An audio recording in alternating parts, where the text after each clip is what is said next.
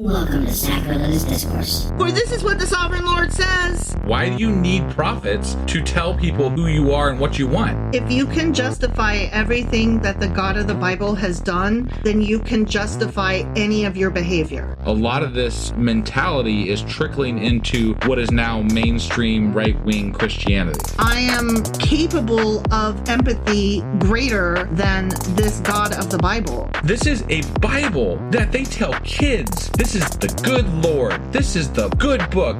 He is fantasizing about murder, mass murder. Head over to sacrilegiousdiscourse.com right now to find out how to leave us a review or support us on Patreon.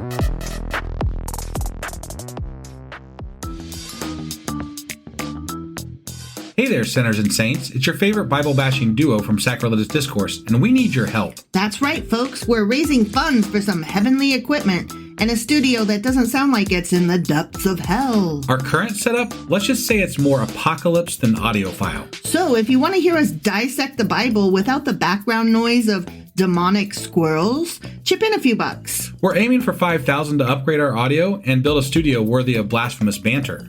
Donate today and help us spread the good word of atheism. You can find a link right on our homepage, sacrilegiousdiscourse.com. Every dollar counts. Even if it's from your collection plate.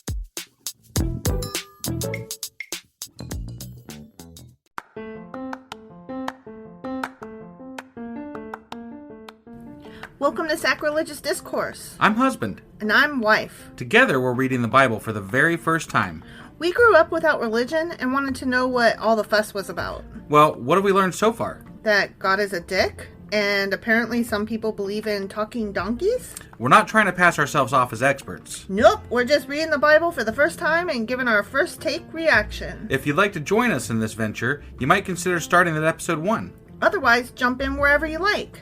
All right, let's go read the Bible. Yeah, let's get to it.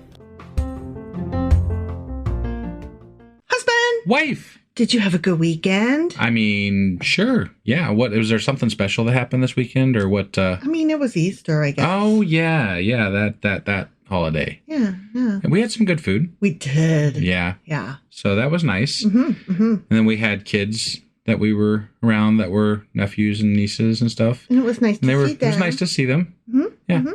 So, yeah, that was our weekend. Food and family. Well, do you remember what happened in what we're reading on Friday and where the hell we are today? Well, we just got done reading, Jeremiah chapter 35. That is correct. And in that chapter, I think God wanted Jeremiah to serve the Rechabites alcohol, and then God used them as an example of how well they held to their faith and their ideas and their whatever. Their principles. Yeah. And they was like, if you guys don't change your ways, I'm gonna, kill you. Right. Like he's been saying the whole fucking book. Right. I'm like, so these guys didn't drink and you're using that as an example as to why you're gonna kill people. Right. Okay. Sure. Whatever, man. Sure. Cool. Cool. So anyway, that was Jeremiah chapter 35. Sure as fuck was. Which means that today we're getting into Jeremiah chapter 36. All right, let's do this. Okie dokie.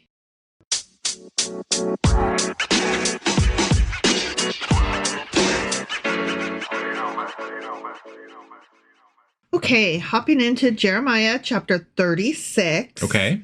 And as we've mentioned before, this chapter is out of order. Right. This one and the previous one out of order within the book of Jeremiah. Okay. Okay. Yeah. And this chapter itself is numbered as chapter 43 in the Septuagint. Okay. Which is the Greek one. Got it. And we went over that on Saturday, or Q&A Saturday. Right. As to why shit be cray.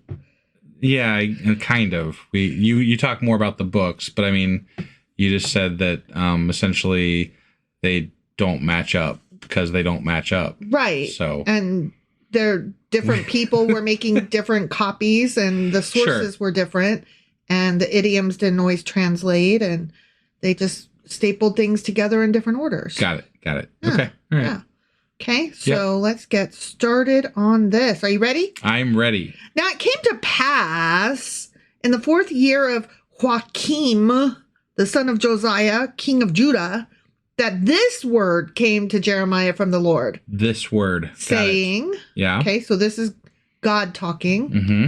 Take a scroll of a book and write on it all the words that I've spoken to you against Israel, against Judah, and against all the nations from the day I spoke to you, from the days of Josiah, even to this day. This is the second time that they've mentioned that God told Jeremiah to write this shit down. Yeah.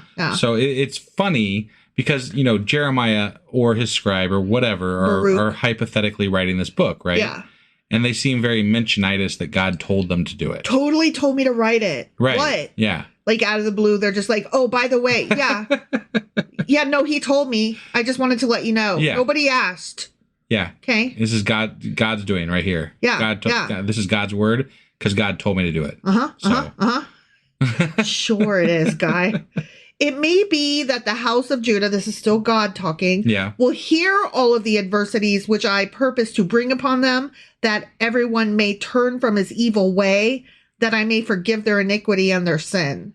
So by writing it down? Well, this was back when there was still opportunity for the people to change their ways. Sure. So he's like, yes, write it down so that you can read it out loud to them over and over and over again. And so that other people can have copies to read it over and over and over so that maybe they will change their ways. Because the shit that I have told you is that Babylon gonna get ya. Got it. Because y'all ain't acting right. Do you have, just to back up just a step, you said this is during the reign of Joachim. Joachim, sorry. Yes. Do you know what time frame this is? Or, because I get lost as to which king was when and how and who.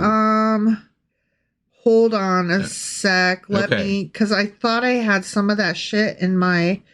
and I only ask because Jeremiah goes back and forth all the time with regard to time frames and who's in charge and all that shit. So so Josiah died in 609 BCE. Okay. And so some of this probably took place around 604, maybe, question mark. Okay. All right. Yeah. BCE. So this is still kind of a little bit earlier on before it was really, really shit hitting the fan. Yes. Okay. Yes. All right. Okay. So, there was still lots of time for them to not act like fucks. Lots of time, meaning like a decade and a half. Yeah. Right. But they didn't, though. Then Jeremiah called Baruch, the son of Neriah. And he was like, bitch, write this down. Right. Yeah. And Baruch's like, didn't God tell you? And Jeremiah's like, shut up and do what I say. And Baruch's like, okay. And Baruch wrote on a scroll of a book at the instruction of Jeremiah all the words of the Lord which he had spoken to him. Okay. That's a lot of fucking words. Yeah, I think it's hilarious that, they're essentially, they're the ones telling the story. And they're like, and Baruch did this thing that he's doing right now. Yeah. Baruch's like, silly. Baruch's like, and Jeremiah told me to write this down. And Jeremiah's like, no, talk about yourself in the third person. Right. And Baruch is like, oh, okay. Yeah. Apparently that happens somewhat frequently in the New Testament with some of those apostolic guys. Is it more is it supposed to be more authoritative when you talk about yourself in the third person? Oh, I don't know. Okay. I can't tell you. I'm just, And Jeremiah commanded Baruch, saying, I am confined. I cannot go into the house of the Lord. Because he's in prison or some shit. Okay.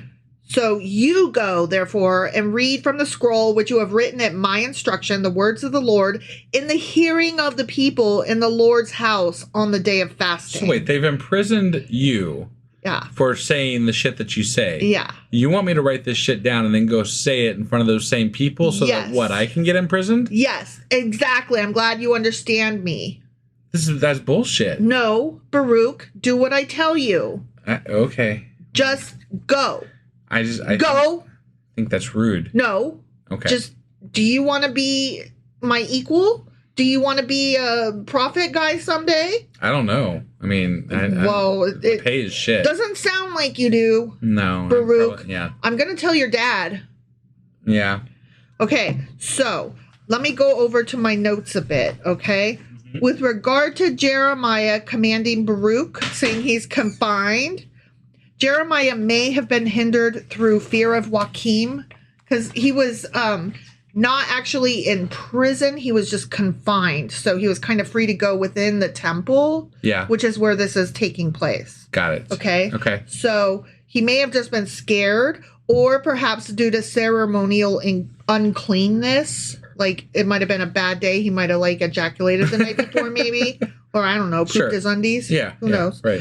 Or he may have been forbidden by the princes to enter. Got it. So, for whatever reason, I think that he was just like, yeah, Baruch, you do it. You go do it. Got it. I'm not going to go. You go. Mm-hmm. That's what it sounds like to me. Got it. Okay. So then also, when I said now, it was I didn't say that yet. Nothing. Sorry. Okay. So he's like, Baruch, go read this shit. Okay. Mm-hmm. And do it in the hearing of the people in the Lord's house on the day of fasting. Okay. I'm going to say some more about that in a minute. And you shall also read them in the hearing of all Judah who come from their cities. It may be that they will present their supplication before the Lord, and everyone will turn from his evil ways. For great is the anger and the fury that the Lord has pronounced against his people. If they don't change their ways. Yeah, right. Yeah. God is pissed. Go read this. Right. Okay. They totally won't get mad at you. Right. Yeah. Yeah. And Baruch, the son of Neriah, did according to all that Jeremiah the prophet commanded him, reading from the book the words of the Lord in the Lord's house. Now, it came to pass in the 5th year of Joachim, the son of Josiah, king of Judah, in the 9th month, that they proclaimed a fast before the Lord to all the people in Jerusalem and to all the people who came from the cities of Judah to Jerusalem. Okay, so that's what I wanted to say a few things about. Okay. First of all, notice that it was the people who proclaimed the fast, not the king. Okay. Mm-hmm. So what are they fasting about? Why was there just a random fast declared? Right. The fast was related to the fall of Ashkelon on the Philistine territory by the Babylonian army. Okay. A city fell, and so the people were like fasting. Okay. Got it. And this probably took place around November of 604 BCE. Okay. Mm-hmm. And this event was recorded in the Nebuchadnezzar Chronicle. And I was like, I'm sorry, excuse you, what? Right. What is that? Yeah, I'll tell you that in just a sec, because you know I looked that shit up. Right. Okay. And this event may have caused a little bit of terror in Judah, because they had just allied themselves with Egypt since the death of Josiah in 609. Okay. Okay. So they're like, oh, fuck me. So they declared a fast. Got it. Okay. Mm-hmm. So, I'm sorry. Let's go back to Nebuchadnezzar Chronicle now. Yeah. Right? Like, what the fuck is that? Right. It's also known as the Jerusalem Chronicle, and it's one of the series of Babylonian chronicles, and it contains a description of the first 11 years of the reign of Nebuchadnezzar II. Oh. What? All right. The tablet details Nebuchadnezzar's military campaigns in the West and has been interpreted to refer to both the Battle of Carchemish and the Siege of Jerusalem in 597 BCE. Oh, wow. Right? Yeah. And the tablet itself is currently stored in the British Museum. I think we talked about this once before, actually. No, that was a different tablet. Are you sure? Yes. Okay. Yes. All right. Yeah, I was very excited about this. All right. Okay. Also, they have found seals of many of the people, Baruch being one of them. Yeah. That not all of them have been, like, quote unquote authenticated. Sure. But they have found things that suggest that some of these people actually existed. Got it. Yeah. So that's very cool. Which, I mean, that makes sense. We've done the bit of research that we have done kind of indicates that the whole Jeremiah and Baruch thing is pretty well established as, it's a thing that probably happened. Right. Maybe not the way that the Bible records it as happening with all the magic and God stuff. Right. But that relationship, that entity of writers, that whatever. Those guys. They existed. Yeah. Right. Yeah. I don't know. Every time that happens, I'm like, that's cool. Because I like history. Yeah. All right. So then Baruch read from the book of the words of Jeremiah in the house of the Lord, in the chamber of Gemariah, the son of Shaphan the scribe, in the upper court at the entry of the new gate of the Lord's house in the hearing of all the people. Okay. That's a lot of guys. Did you get all that? Sure. Okay. When Micaiah, the son of Gemariah, the son of Shaphan, heard all the words of the Lord from the book, he then went down to the king's house into the scribe's chamber, and there all the princes were sitting. Elishama the scribe, Delaiah the son of Shemaiah, Elnathan the son of Akbor, Gemariah the son of Shaphan, Zedekiah the son of Hananiah, and all the princes. And so a lot of those seals of those guys have been found. Okay. Okay? Yeah. So, I mean, that's just cool. Right. Then Micaiah declared to them all the words that he had heard when Baruch read the book in the hearing of the people. Therefore, all the princes sent Jehudi, the son of Nethaniah. Yeah. Sorry, I thought I was going to say Nathaniel, and then my mouth got ahead of me. Nethaniah, the son of Shelemiah, the son of Cushi, to Baruch, saying, take in your hand the scroll from what you have read in the hearing of the people, and come. Okay. They're like, this news, this thing you're reading, this sounds important, so come. We got some guys you need to read this to. Okay. All right. So Baruch, the son of Neriah, took the scroll in his hand and came to them, these prince guys. Yeah. Okay. And they said to him, sit down now and read it in our hearing. So they were like, we have some princes that might need to hear this. Okay. Okay. Mm-hmm. So Baruch read it in their hearing. Okay. Yeah. So let me go back to my notes here. And Jewish tradition suggests that I'm not there yet. Nothing. Okay. Sorry. Yeah. That'll come in a minute. All right. Okay. Mm-hmm. So now it happened when they had heard all the words, the princes that were like interested, that they looked in fear from one to another and said to Baruch, oh shit. That's not what they said. Right. But they were like, we will surely tell the king of all these words. They were like, king's going to want to know about this because this is bad. Got it. And they asked Baruch saying, tell us now, how did you write all these words at his instruction? So Baruch answered them. He proclaimed with his mouth, not his butt, all these words to me, and I wrote them with ink in the book. Jeremiah proclaimed them to you. Yeah. Or is he saying God proclaimed them to him? Baruch answered them, he proclaimed with his mouth, Jeremiah proclaimed with his mouth these words to me, and I wrote them with ink.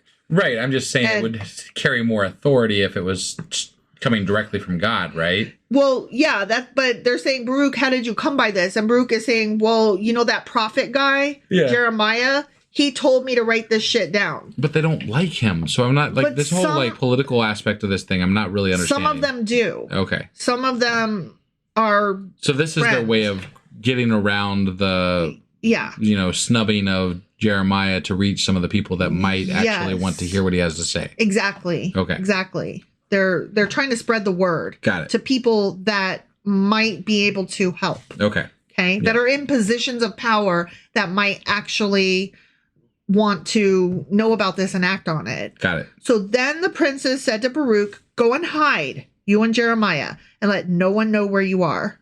Okay. Okay. So that's where I cut myself off. Okay. Jewish tradition suggests that the place of concealment was with the so-called, quote, grotto of Jeremiah, which is located outside the Damascus gate.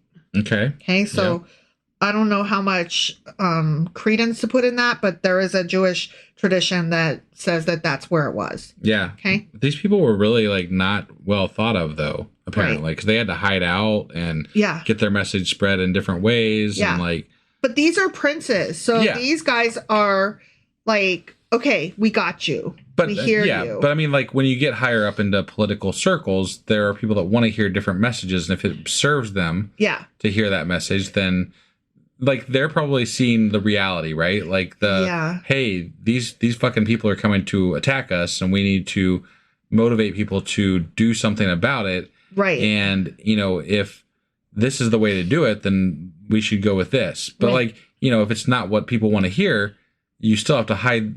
The messenger is not going to be well thought of overall, but it might serve their political purposes. That is true. So. That is true. Okay, so these guys, they went to the king into the court, but they stored the scroll in the chamber of Elishama the scribe. Okay. And they told all the words in the hearing of the king. So they didn't take the scribe or the people with them. They just went and told the king themselves. Like, king, guy, we got a story to tell you. Yeah. And you really want to hear this. This is bad. Okay. Okay. So the king sent Jehudi to bring the scroll. Okay. Because he's like, no, I need to see this for myself. Right. Okay. And he took it from Elishama the scribe's chamber. And Jehudi read it in the hearing of the king and in the hearing of all the princes who stood beside the king. Now the king was sitting in the winter house in the 9th month with a fire burning on the hearth before him. Okay, so when they say he's sitting in his winter house, it wasn't like an entirely different house. It was just like... the wing of the house built for winter. Yes. Got it. Where they had fires going and the best of the sun making use of that. Sure. Okay. And it happened when Jehudi had read 3 or 4 columns that the king cut it with the scribe's knife and cast it into the fire that was on the hearth until all the scroll was consumed in the fire that was on the hearth. So this is political. Oh, yeah. Like 100%. Oh, yeah. 100%. Yeah. Okay. Let me tell you a little bit about this. Yeah. Okay. It has been estimated that the scroll containing Jeremiah's prophecies was a fairly extensive collection containing several multiples of 3 or 4 columns of writing. Because don't forget, these are scrolls, not books, right? Yeah. Okay. Also, another note, scribes use small, sharp knives to trim their reed pens.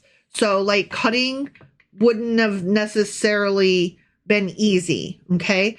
As all ancient Hebrew manuscript sheets found to date were made of either leather or vellum instead of papyrus, it would have been difficult to cut through them with just a scribe's knife. Okay. Scholars therefore conclude that the scroll was likely cut sheet by sheet at the sutures where they were put together. Right. Okay.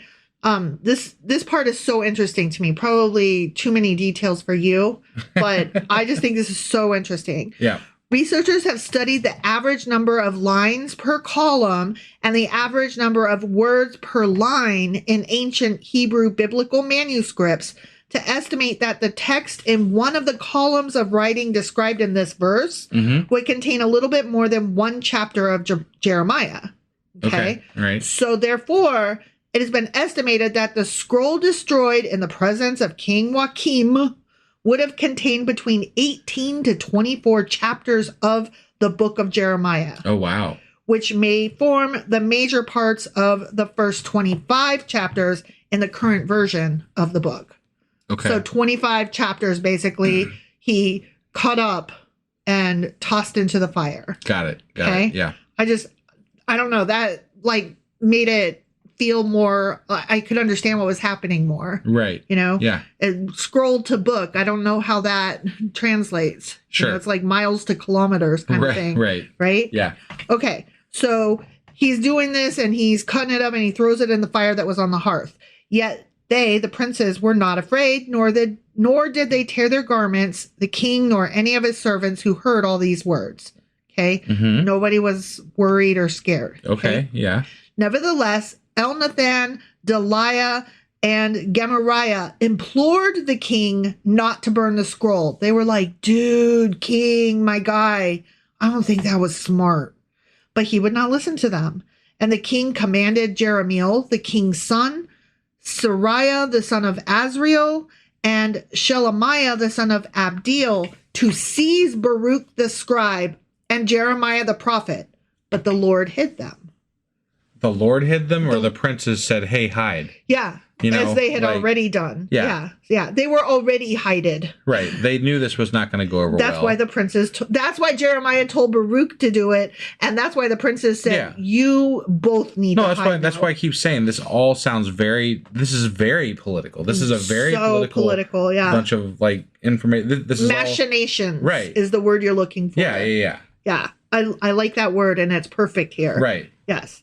Now, after the king had burned the scroll with the words which Baruch had written at the instruction of Jeremiah, the word of the Lord came to Jeremiah saying, you know, this whole scroll is gone. Everything that you just wrote, all those hundreds of words, 25-ish chapters, right? Gone. Right. Okay.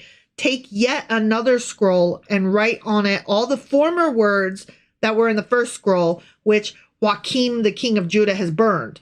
And you shall say to Joachim, king of Judah, thus says the Lord, you fuckers have burned this scroll, saying, why have you written in it that the king of Babylon will certainly come and destroy this land and cause man and beast to cease from here?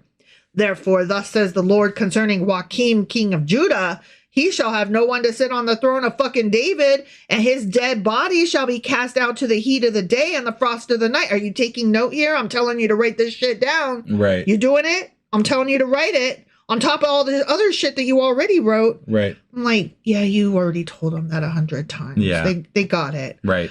Okay, God's still talking. I will punish him, his fucking family, his fucking servants, and all for their iniquity. What the fuck? The servants? Yeah. That's bullshit. Yeah, I'm punishing everybody. I'm God. I'm capricious. Yeah. I'm petty. I am vengeful. I'm a jealous God. But the thing is, though, this king is petty and jealous and vengeful, right? He's the one dismissing out of hand these notes. And it's his decision as to whether he's going to make moves to change things with regard to this information or not. Right. And yet everybody he knows and has in his... I'm God. I can't have time for that. I don't want to hear that. I'm busy. just saying it's kind of a shit move. I'm all. God. I don't want to hear it. Right. Okay. I mean, that it's like those cartoons on the YouTube where all the time he just goes, "'Cause I'm Batman." Right. "'Cause I'm Batman." Like that's his sole answer. Like, "'Cause I'm God." Yeah. "'Cause I said so." Right. The end. And I will bring on them and on the inhabitants of Jerusalem and on the men of Judah all the fucking doom that I have pronounced against them, but they did not heed. Okay. So, I mean, we're basically catching back up to where we were before, you know, like, remember that time when this already happened and then we had to go back and be like, this is what happened. And now we're back to, okay, so anyway. Yeah. Yeah. Then Jeremiah took another scroll and gave it to Baruch the scribe, the son of Neriah, who wrote on it at the instruction of Jeremiah all the words of the book which Joachim, king of Judah, had burned in the fire. And besides, there were added to them many similar words. The end. Okay. So that is why this chapter is so fucking repetitive and stupid, because they were like writing it down over and over and over again. I guess. Yeah. That's my guess. That whole chapter seemed somewhat pointless. Like, here, write these words down and then go take them to the king, and then the king's gonna not like them, and then write them down again. I mean, yeah, you could have said that so much quicker than what you did. Yeah. The king didn't listen. God's gonna destroy him and everybody because they're not gonna. Right. I mean, like there's just nothing new there. You know? Mean, it was cool finding out that there's some dudes in the castle, some prince guys that are like higher up, right? That are kind of the political intrigue was a nice touch. I liked that, but overall the message was not really new information or anything. It's still God saying, "I'm gonna get you." Yeah, you fucks. But I do really like the idea of seeing this through a political lens, though. Yes, because to me it's what was actually happening. Like that. Now, I can't say that with authority, right? But to me, that's how it feels. It feels like it's a political thing. I want to read this book. You know what I mean? Yeah. Like, I want to see this movie. I want to watch this miniseries on Netflix. Right. But without all the gobbledygook God stuff, I just want the political intrigue stuff. Yeah. Like, I want the guys sitting in the back room going, okay, how do we get the people? Okay, we got to phrase it that God said. Like, that's the story I want. Well, and for that matter, you could actually take out every reference to God and just make this about the impending doom coming in from Babylon. Yeah. And how to prepare for it and why we should prepare for it. It could be a whole different conversation, really. Yes. That doesn't even have to involve God. Yes. Like I said, that's the story I want to read. Right. Yeah. That's the movie I want to watch. That's the show I want to binge. Yeah. So somebody get on that. All right. Well, that was Jeremiah chapter 36. Sure as fuck was. Which means that we'll be back tomorrow with Jeremiah chapter 37. All right. We'll see you then. Okie dokie.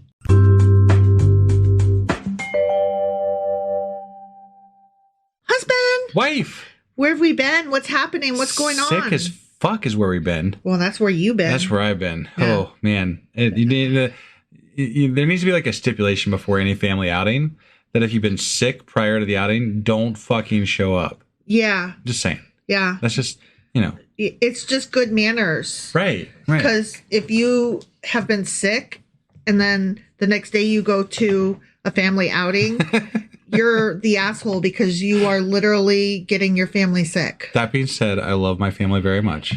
I, too, love your family very much. But I am suffering consequences. You are suffering, and I am suffering as a consequence of you suffering consequences. Yeah. So anyway, I've been sick. Yeah. And so we haven't done a podcast in a couple of days. No, sorry. But I believe the last thing that we did was Jeremiah chapter 36. That is correct, sir. And in that one, I believe God told Jeremiah to write down all the shit that he said. And so Jeremiah was like, hey, Baruch, write down all the shit that I said. Yeah. He passed the buck. Yeah. And then he told Baruch to bring it to some people that were going to listen to him. Princes and guys. And they were like, oh, man, that's cool. That sounds legit. We should totally take that to the king. And then they took it to the king. And the king was like, put that shit in the fire. Fuck off. Yeah. And then they rewrote it again. Yeah. Because God wanted them to write it apparently. God was like, rewrite it. Yeah. And Jeremiah was like, Baruch, you heard the God. And then Baruch was like, actually, I didn't. And Jeremiah was like, do I have to do everything myself? So that was Jeremiah chapter 36. Sure as fuck was. Which means that today we're getting into Jeremiah chapter 37. All right, let's do this. Okie dokie.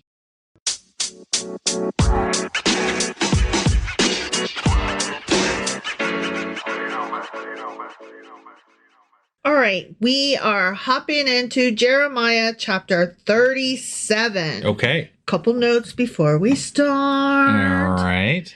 This chapter is numbered as Jeremiah chapter 44 in the Septuagint. Okay. Which is the Greek translation. Yep. Okay. This also is the start of a narrative section. So it's like a story of its own. Okay. Starting here, chapter 37 through chapter 44. Okay. Got it. Okay. So that's what's happening. Okay. Yep. Now, King Zedekiah, the son of Josiah, reigned instead of Coniah, the son of Joachim, whom Nebuchadnezzar, king of Babylon, made king in the land of Judah. So somebody was ruling that Nebuchadnezzar didn't want to rule. Okay, here's the thing. The reign of Coniah or Jeconiah, depending on who you talk to. Yeah. Right. It was very short. It lasted only a few months of I kind of remember this. 598 BCE. Yeah, me too. Right. Okay. Yeah. His reign ended so quickly because Nebuchadnezzar came for a second time to subject Jerusalem under his control. Do you remember that? Yes. Okay. In taking the throne, Zedekiah was pledged to obey Nebuchadnezzar. Okay. Okay. Now, because of the Egyptian influence at court, Zedekiah decided to break his pledge with Babylon, which was the immediate cause of the final siege of Jerusalem. Okay. Okay. All right. So that's again, where we lots are. of politics. Yes. Lots of politics. Okay. Yep. But neither he nor his servants nor the people of the land gave heed to the words of the Lord, which he spoke by the prophet Jeremiah. Okay. Okay. And Zedekiah the king sent Jehukal, the son of Shelemiah, and Zephaniah, the son of Messiah, the priest, to the prophet Jeremiah. Okay. Okay, so Zedekiah sent two guys. Yep. Okay. Yep. Saying, pray now to the Lord our God for us. So Zedekiah is in a bit of a bind, and he's like, you two dudes, go talk to Jeremiah. See if he can help us with the God dude. Yeah, like shit is getting real. Right. I'm not prepared to like publicly be like, oopsie, my bad. Okay, sorry, God. But go see if he can maybe like secret a deal for us. Right, yeah. Okay.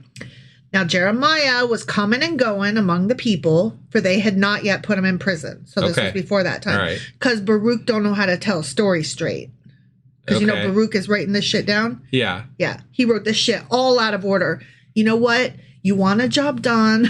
Well, we don't know. We don't know that he wrote it all out of order. We know that somebody put it in here out of order. No, I'm blaming Baruch. Okay. I'm blaming Baruch. He's like, make me write this shit. I'll show you. And he wrote it all down, but he wrote it all out of order. That's what I think happened. Got it.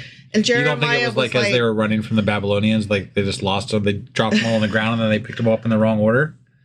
Well, Baruch wasn't the one running. Well, I'm just saying, maybe they were in a hurry to get somewhere, and they just dropped them, and that's how they ended up, I don't know. I think that Baruch was a little bit salty. Okay, all right. Because he's like, make me write this shit.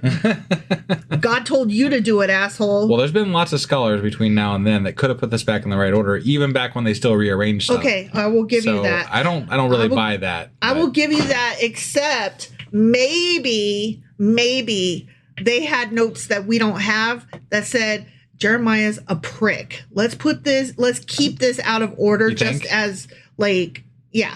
Okay. I'm just saying it could be. Okay, yeah. Could be. Right. Okay. Then Pharaoh's army came up from Egypt, and when the Chaldeans, who were besieging Jerusalem, heard news of them, they departed from Jerusalem. So we've heard this story already. Yeah. Okay. Then the word of the Lord came to the prophet Jeremiah, saying, "Thus says the Lord, the God of Israel, thus you shall say to the king of Judah, who sent you to me to inquire of me, behold, Pharaoh's army, which has come up to help you, will return to Egypt, to their own land." So he's like, they ain't gonna help you for long. I don't know why y'all depending on them, stupid. Got it. "And the Chaldeans shall come back and fight against this city and take it and burn it with fire." Okay. Okay. "Thus says the Lord, do not deceive yourselves, saying the Chaldeans will surely depart from us, for they will not depart. For though you had defeated the whole army of the Chaldeans who fight against you, and there remained only wounded men among them, they still would rise up, every man in his tent, and burn the fucking city with fire." So he's like, even if they only had 10 broken men left, those people would destroy the city. Yeah. Okay. Y'all need to lay down arms. Got it. Because this is not happening. I kind of doubt they only had 10 people left, though. No. But God is saying, even if that were the case. Right. He's not saying that was the case. He's saying, I'm telling you now, even if this happened. Sure. Y'all would still fucking lose. But I don't believe him. No, I don't either. So. I don't either. All right, so I have some notes. Yeah. Okay. Mm-hmm. So it says that Pharaoh's army came up from Egypt. Yeah. The Pharaoh that they're talking about is Hophra or Apries. This depends because it's spelled different ways. Okay. Okay, but it's the same guy. And he was the fourth king of the 26th dynasty of Egypt.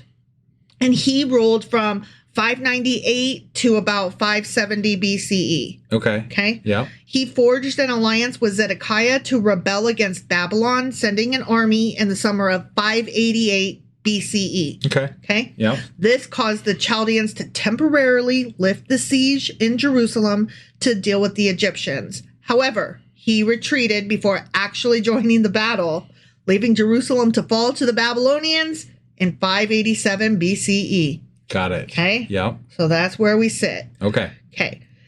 And it happened when the army of the Chaldeans left the siege of Jerusalem for fear of Pharaoh's army, that Jeremiah went out of Jerusalem to go into the land of Benjamin to claim his property there among the people. This is where he bought he had bought that property. land. Yeah. And there's like some question, like, what do you mean he left Jerusalem to go into the land of Benjamin?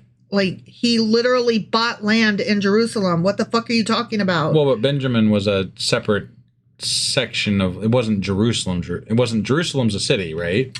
Yes, so, but that's what I'm saying. Remember when he was in jail and he bought land? Yeah. He bought land in Jerusalem. Okay. And this says he went out of Jerusalem to go into the land of Benjamin. And so people are like, wait, what? Got it. Okay. But they're thinking that maybe there was like a misunderstanding of how it was written or translated, and that probably he went with a bunch of Benjaminites. Okay. Well, I think it's really weird that we're like, this is the same exact story we've heard, just a different way. Like, yeah, we've already heard this almost verbatim. not this part. We heard about the army and the war and that part. Yeah, but we also heard about him buying the land. No, we heard about him buying the land. We did not hear about him. Now he's going to go see his land. Right. Okay. All right. So this is not the same part Right. of that story. Okay. And when he was in the gate of Benjamin, a captain of the guard was there, whose name was Arijah, the son of Shelemiah, the son of Hananiah. And he seized Jeremiah the prophet, saying, you're going to love this. Okay. Ready? Yeah, I'm ready. You in particular are going to love this. This is what the guard said. You are defecting to the Chaldeans. Exactly what I've been saying. Right? That's why I said you're going to love this. Right? Then Jeremiah goes, false. I am not defecting to the Chaldeans. Do you believe him? No. Right? No, because this whole thing is whatever. I know. You've been Like- saying this whole time. I'm pretty sure he's a goddamn spy for Babylon. Right. Yeah. That's the way it's been. Yeah. I mean, it's the way it sounds. Yeah, So- exactly. But he did not listen to him. The guard didn't listen to the argument. So Arijah, is that how I said it before? I don't know. Arijah seized Jeremiah and brought him to the princes. Good on him. Right? Yeah. Okay, these are different princes than the princes before he went to jail. Okay. Okay. Right. And that's important because these guys, They don't like him. no. Okay. Therefore, the princes were angry with Jeremiah, and they struck him and put him in prison in the house of Jonathan the scribe. You know, Jonathan. I mean, this really vindicates a lot of my ideas that I had. I know. Where, like, they're probably angry at him because it seems like it at least is plausible that he is working against in them. league. Yeah. It maybe not working against them so much as like in league with the Babylon. Right. Yeah. Like he might not be actively working against Jerusalem or whatever. Right. But he clearly was trying to play both sides. Yeah. So to save his own ass. Right. So, right. but they had made that the prison, you know, Jonathan the scribe. Sure. Right? Yep. Okay. So now I have some notes. So let's go back and read some notes. Okay. Okay. All right. This was some 15 years after the sympathetic princes of Judah described in the previous chapter. Okay. Okay. So Yeah. remember, I told you different guys. Right. Okay. A new generation, because 15 years later, a new generation and new conditions brought forth leaders with absolutely no sympathy to Jeremiah or his message. Got it. They were like, nah. Sure. Temporary arrangements had been made to incarcerate Jeremiah in the house of the Secretary of State. Okay. Okay. That's who this Jonathan the scribe was. Okay. All right. And cisterns were sometimes used to imprison arrested people. And that is a pit or a hole where the prisoner could neither walk nor comfortably lie. Okay. So when they... So just like a hole in the ground, basically. that's exactly what it is. Got it. So that's what the prison is. Okay. Right. Yeah. When Jeremiah entered the dungeon and the cells, dungeon, like we all have a dungeon in our house. Jonathan the scribe has one. We have one. you know how you do, right? Right. So anyway, when Jeremiah entered the dungeon and the cells, and Jeremiah had remained there many days, then Zedekiah the king sent and took him out.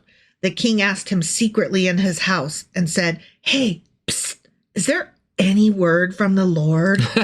And can you keep this on the DL? And Jeremiah said, hey, as a matter of fact, there is. Oh, okay. All right. Then he said, you shall be delivered into the hands of the king of Babylon. Boom. Even though you stuck me in a fucking cistern, my story hasn't changed. Right. That's awfully brave. Yeah, it is. It is. Right? Moreover, I mean, I guess it's supposed to lend credence to his Yeah. what he's saying. He's And- he's literally getting out of jail, going to talk to the king, and telling the king, "No, you're still fucked." yeah. So that's yeah. I think that he totally knew what was coming though, and was like, it doesn't matter if you kill me now or not, like It's still coming. it's still coming. Right. Like whatever. Well, to be fair, if he did know that the Babylonians, the Chaldeans or whatever are going to be that much of a force and destroying them, Yeah. even if he just, knew that intuitively, Right. whether it be from God or not, right? That's what I'm saying. Or if he had some insight and information, either and it way. could have been a bit of both, right? But if he had this idea that they were going to destroy them, it's better to be on their side. Like it's better to say, yeah, they're going to totally whip our ass, than it is to say, no, we're going to stand up and fight against them. Right, So he's exactly. Because kind then of your name is attached to ringleader right. fighting against Right. instead of like maybe he's got a chance. If Zedekiah doesn't have him killed, maybe he's got a chance to survive. Yeah, he can totally be like, I was saying you guys would take over the whole time, guys. Remember, thank you for that insider information. Yeah. I did try to help you. You will recall. And I was jailed, as a matter of fact. Right. So could you not? Yeah. I just can't buy that it's God when there's so much other politics going on with regard to the Egyptians and everything else, you know? Exactly. So. Okay, but Jeremiah had more to say. Okay. Moreover, Jeremiah said to King Zedekiah, what offense have I committed against you, against your servants, or against this people that you have put me in fucking prison? Where now are your prophets who prophesied to you, saying, the king of Babylon will not come against you or against this land? So he's got a fair point. Yeah. And those guys are gone because they were like, no. Right. No, Babylon ain't coming. What? Get the fuck out of here. This is great. Everything's fine. It's fine. Nothing's going to happen. We're fine. Right. And so now he's like, do you see them? I don't see them. They're not here. So what's up? Right. Why are you mad at me? I'm the one that told you this was happening. From the get-go. Yeah. Yeah. Yeah. Therefore, please hear now, O my lord, the fucking king, please let my petition be accepted before you, and do not make me return to the house of Jonathan the scribe, lest I die there. Right. Yeah. Okay. So, yeah.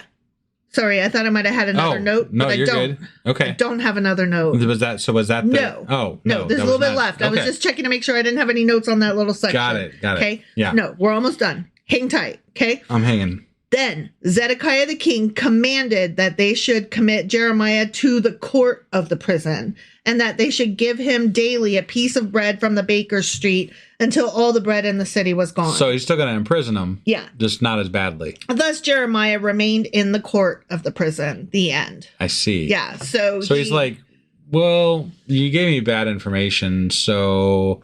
Not bad information. You gave me information I didn't want to hear. So I'm going to throw you in jail. But I'm not going to put you in a pit. I'm going to put you in white collar jail. Yeah. Instead of, like, I'm going to put you in the prison that if Trump ever went to prison, he would go to that prison instead of, like, where all the rapists and bad guys go. Right. Right. He's like, technically, yes, you've been the one that's been right most of the time. You're right. I won't imprison you real hard. Yeah. You still were clearly working with the Chaldeans. Right. Yeah. I just can't get over that. Like, I'm just, he's, I don't know what it just the whole thing. I mean, we're reading this from his perspective, right? And so even from his perspective, it still looks like nah, dude. Right? Nah. Yeah. If you're writing it, I still think like without even somebody telling me that you might be a double agent or something. Yeah. Then you probably are. Right. You know. Yeah. But what do I know? I mean, I wasn't around back then, so I don't know. It just seems that way. They thought it apparently. Right. I knew you were gonna. Really makes me happy. I knew you were gonna enjoy that. Yeah. I was very excited about that little portion for you. Like, husband's gonna sleep good tonight. Yeah. He was vindicated by a guard in the Bible. Right. Yeah. Mm-hmm. All right. Well, that was Jeremiah chapter 37. Sure as fuck was. Which means that, assuming we're not sick again, right, we will be back tomorrow with Jeremiah chapter 38. Apologies for being off schedule. We're trying to catch up. Yeah. Thank you and good night. Yeah. Bye.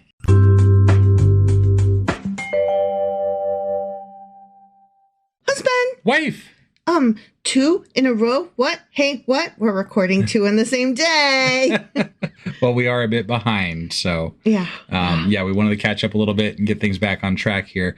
But we just finished Jeremiah chapter 37. That is correct. Do you remember what happened? Well, let's see. I think, the important bit is this, I think, is that they, the Israelites recognized that Jeremiah is actually a spy.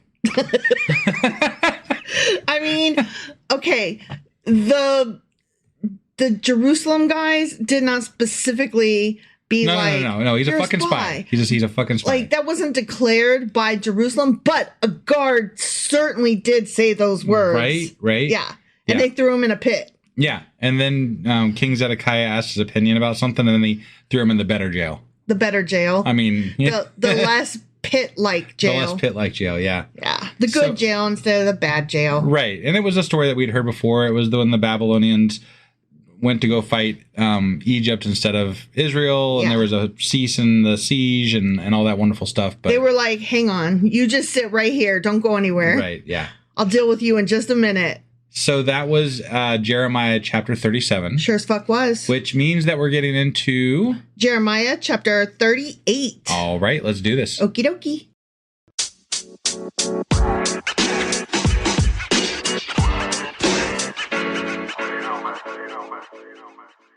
All right, we are getting into Jeremiah chapter 38. Okay. And as has been usual for the last several chapters, I have a couple notes before we begin. Okay. First of all, this chapter is numbered as Jeremiah chapter 45 in the Septuagint, which is the Greek translation. Sure. Okay. Mm-hmm. And also this chapter is part of that narrative that I described yesterday. That is its own little section. Right. And that is chapters 37 through 44. Okay. Okay. All right. So here we go, getting into it. Are you ready? I'm ready as I'm going to be. Yeah. Okay. Okay. Now, Shephatiah, you know Shephatiah. I don't really, though. He's the son of Matan. Don't know that guy either. Okay. So that guy plus Gedaliah, the son of Pashur, plus Jekal, the son of Shelemiah. Lots of guys. And Pashur, the son of Melchiah. Uh-huh. Okay, so a bunch of guys. All those people. Mm-hmm. They heard the words that Jeremiah had spoken to all the people, saying, "Thus says the Lord, he who remains in this city shall die by the sword, by famine, and by pestilence." He sure has said that a lot, yeah. Yeah. But he who goes over to the Chaldeans shall live. Remember, he was telling them, you should probably just give up. Because Yeah. he's a spy. I totally believe that. Yeah. No, with I mean, all my life. Yeah. Yeah. Like, that's what he is. Yeah. His life shall be as a prize to him, and he shall live. Thus says the Lord, this city shall surely be given into the hand of the king of Babylon's army, which shall take it. Okay, so I think it's not the Lord saying this, it's the king of Babylon saying this. Yeah. And if you give up, I won't kill you. Yeah. And Jeremiah is like trying to get the people to not die. Yeah. Jeremiah may even be a good guy in all this. Sure. I don't know, but because he's insofar as he doesn't want his people to die. Right. Assuming that that's why he's doing this and not just trying to save his own ass. Right. Who knows? Yeah. Like, but he sure comes across as a fucking spy. He does. He does. So. And I'm not necessarily convinced that he's in the wrong for being a spy, but he's certainly not hearing from God. Right. He's just a political tool. That's what I'm saying. This is just all politics. This is all bullshit. Yeah. Okay. So therefore, Yeah. because Jeremiah kept spouting that shit, the princes, those 4 guys that I mentioned. Were these the good princes or the bad princes? The bad princes, Okay. remember? Sorry, there was a lot of princes. Yeah, but the good ones were 15 years ago. We're done with them. Yeah, but we bounce around time in Jeremiah all the time. No, but remember, we're in the narrative. The books. Yeah, the narrative. Okay. Yeah, all right. we're in this solid narrative section. Sure. Okay. So, those same princes that were mean and bad. Yep. That were like, throw them in jail, toss them in the pit. They're the same ones. Take them to that scribe Jonathan's house. Yeah. He's got a dungeon. Okay, those guys. Yeah. Okay. Said to the king, please let this man be put to fucking death. For thus he weakens the hands of the men of war who remain in this city. He's bad for morale. I mean, is what they're that's saying. actually not a bad argument, really. Right. And insofar as, I mean, if this guy is like just spouting spy shit, you're all gonna die. You're all gonna die. Right. Lay down your arms. It's not good for morale. Yeah. Yeah. So they're like, he's bad for the men of war who remain in the city and the hands of all the people by speaking such words to them. Yeah, I don't disagree. I'm not saying that it. Look, whether know. God exists or not, it's not really up for debate. But I mean, in the realm that we are entertaining that idea, let's just say that's up for debate. Sure. But in canon, yeah. Yeah. But like, if you are in the minority and you're ruining morale in a city, you are not good for that city. Right. In that moment. Exactly. In time. In that point in history. Yeah. So they are not mistaken. They're not nice guys, but they're not wrong. Right. Bad guys can sometimes be right. And we're only hearing Jeremiah and Baruch's side. So, Yeah. I mean, to be fair. Yeah. For this man, these princes are still talking about Jeremiah. Yeah. This man does not seek the welfare of this people, but their harm. They're not right about that, I don't think. I mean, I think that they just disagree about the best course of action. Sure. And I think it's wrong to say that he just wants us all to fucking die. But also, you have to look at it from the spy perspective, and if he's conspiring with people that are trying to demolish the city, as opposed to conspiring with people like the Egyptians who occasionally try to help them out, right? It looks like he's trying to do harm. I'm just saying. Okay, from their perspective. You're saying that they want us to lay down our arms so that they can just kill us all. Well, how are you supposed to know what they're going to do? Okay, right? I see. Like he's saying he knows, but like they're fighting us. They're at war with us. They're attacking us, so they might. So how are we supposed to trust what they're going to do to us? That's fair. In the past, the Israelites have destroyed heaped them up in piles, and it's true. Burn the bodies. Why would they seek to have something different done to them? Like I would expect the same, maybe. You're right. Then Zedekiah the king said, "Look, he's in your hand, for the king can do nothing against you." So Zedekiah was very cowardly. Got it. Did not stand up to them. He didn't have a lot of power. No. Okay. Clearly. And I have some notes about this whole happening. Sure. Okay. So those guys that I told you about, they were princes of Judah, and they were men connected to the royal family in various fashions. Okay. Okay. So they were aristocrats. Aristocrats. Somebody loves Disney. It's me. They were aristocrats who had their own status and interests to protect as the catastrophe of the complete Babylonian conquest of Jerusalem drew near. Yeah. So they were trying to protect their own selves. And I don't exactly blame them. No, I don't either. But it's just so complicated, Right. All right. So they took Jeremiah and cast him into the dungeon of Melchiah, the king's son, which was in the court of the prison. I feel like they just should have called it the Dungeon of Melchiah because that sounds really ominous. I know, right? That should be the name of a band, right? Dungeon of Melchiah. Melchiah's Dungeon. And they let Jeremiah down with ropes. Oh, damn. They wanted him to die, but they didn't want to kill him themselves. Right. So they lowered him with ropes. Okay. And in the dungeon, there was no water, but mire. So Jeremiah sank in the mire. Damn. That's rough. So, okay. I have more notes. Ready? Yeah, I'm ready. Okay. I'm ready. So the dungeon, as described, is assumed to be a cistern.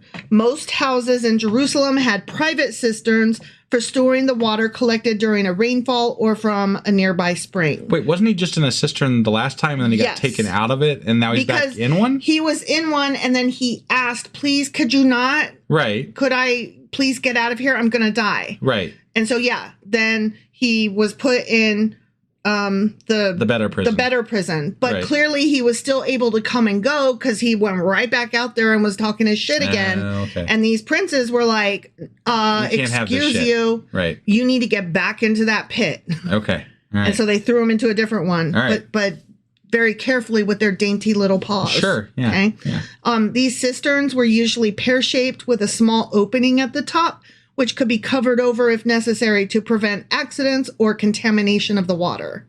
Okay. So he's in this pit that has no water in it, but it's just like mud at the bottom. So he's like slowly squelching around in just the mud. Right. Okay. So not fun. Not fun. And also, I don't know if you recall the description of the cistern from the previous chapter, but he could not stand. He couldn't lay comfortably. Right. Like, it was just not a place that people are supposed to be. Because it's for fucking water. Right. Not people. Right. Don't get in a cistern. Right. Just, maybe you should write a sticky note in case you forget. Don't get in cisterns. Yeah. Okay. Yeah. I mean, everybody needs one of those, right? I need a cistern and I need a sticky note not to get into it. Yes. Okay. So now Abed Melech, this cool dude, okay, he's an Ethiopian, one of the eunuchs who was in the king's house. He heard that they had put Jeremiah in the dungeon. Mm-hmm. When the king was sitting at the gate of Benjamin, Abed Melech went out of the king's house and he spoke to the king saying, excuse me, sir. My lord, the king, these men have done evil and all that they have done to Jeremiah, the prophet. I'm like assuming he's like whispering. He's like, hey, king, hey. But wait, didn't the princes come to him and say we're doing this stuff to him? Yeah. Okay. I just wanted to make sure. Yeah. Basically, the king seems to me like a very soft Trump where he just does whatever the last person he spoke with suggested. Okay. All right. You know? Yeah. Okay. So anyway, this guy, he's like, hey, they did bad to him whom they have cast into the dungeon, and he is likely to die from hunger in the place where he is, for there's no more bread in the city. So, right. They can't even throw bread down to him. He's like, dude, this prophet is gonna die. Is that really what you want? Right. So then the king commanded Ebed-Melech the Ethiopian, saying, take here 30 men with you and lift Jeremiah the prophet out of the dungeon before he dies. I have some notes. Okay. Okay. All right. Yeah. Yeah. Okay. So first of all, Ebed-Melech, that Ethiopian guy. Yeah. It just means servant of the king. So even if it was the man's proper name, it shows that he had no identity of his own. Okay. So that was either his title or his name is his title. Sure. Like, basically, he's no man. Okay. And being a foreigner and a eunuch, Ebed-Melech was excluded from the temple and most Jewish rituals. Right. So he was like a outsider kind of guy. And yet somehow he had more compassion and mercy than most of the ruling class who participated in all these rituals all the time. Okay. Which that's very interesting. Right. Okay. Now, because the Septuagint and one Hebrew manuscript read 3 instead of 30, some scholars choose the lesser figure. Like, remember the king said, take 30 guys with you and go get them out? Yeah. Because it doesn't take 30 guys to pull them out, right? Right. So in some translations, it says 30 and in some 3. And a lot, because it said 3 in a lot of the important ones, right, people are like, a lot of scholars are like, that's probably more likely. But while 30 men were not needed to do the work of pulling, there would likely have been several standing guard so that none of the influential people who did want Jeremiah dead could prevent his rescue. Okay. So I'm like, who cares? Honestly, it could go either way. We don't know. We don't know what the king wanted. He was so fucking wishy-washy. Well, and this whole thing with Ebed-Melech. Ebed-Melech. Mm-hmm. It strikes me as odd that he cares so much about why would he care about Jeremiah?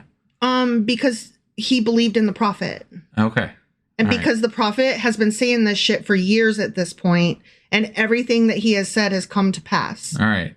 That they have lived to see. You know what I mean? Everything that has happened within their time, according to this. And correct me if I'm wrong, but Zedekiah, was he placed in position by the king of Babylon? Or was it, I think he was placed in position by the king of Babylon, wasn't he? Yes. So people surrounding him were probably more closely aligned with Babylon than they were with Egypt, if I had to guess. Yes. So that would make sense that they would be helping the spy. Yeah.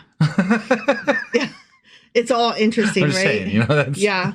Like, who even fucking knows who was doing what? I'm just trying to keep track of all the political, machinations. Yeah. Yep. Yeah, who knows? So Ebed-Melech took the men with him and went into the house of the king under the treasury and took from there old clothes and old rags and led them down by ropes into the dungeon to Jeremiah. Then Ebed-Melech the Ethiopian said to Jeremiah, please put these old clothes and rags under your armpits, under the ropes. And Jeremiah did so. So they pulled Jeremiah up with ropes and lifted him out of the dungeon. And Jeremiah remained in the court of the prison, again. So he was still in jail, but not in the dungeon. He was back in the good jail. Well, how are they gonna guarantee, like, they're gonna rescue him but leave him in the jail? Who's to stop the princess from putting him right back in the freaking cistern? I don't know. I wish that Jeremiah at this point would just fucking stay in your room. Right? Guy, you've done your piece. Stay in your room now. But he keeps going. I don't know. I guess. But remember at the beginning, he was at the beginning of this book, he was like, they're being mean to me. They're making fun of me and calling me names. Right. And God was like, you ain't seen nothing yet. You can't handle this. You are not even going to know. Yeah. So I just think it's funny. I've been holding that in the back of my mind to pull out when shit got bad enough to be able to say, oh, dang. Okay. Right. Okay. Right, yeah. Now, I do also want to point out they made a big point of writing in that Ebed-Melech the Ethiopian made sure to put cloths under Jeremiah's arms when they pulled him up, because he was probably so emaciated, right? And close to starvation and stuff. Yeah, it's such a like unimportant detail. It's really odd that they were like, and they brought him up very carefully. Right. Like, why did that make it in? You know, like details that matter are not put in this fucking book, but they brought him out maybe to show the reverence that they had for him, or the you know what I'm saying? Like they treated him with respect, with regard. Okay. You know, I like that. Thank you. That's a good answer to my question. Just, you know, it's my only possible.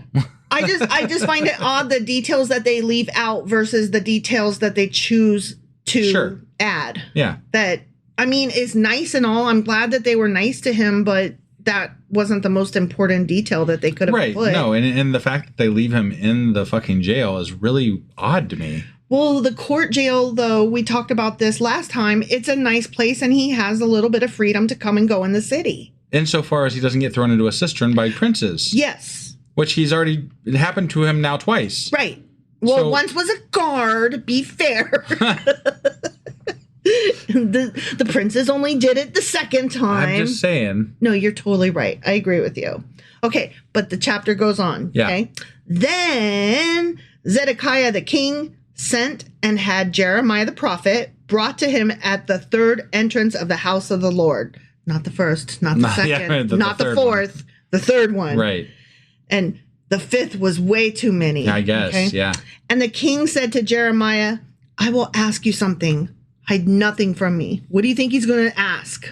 Is there any way for him not to die?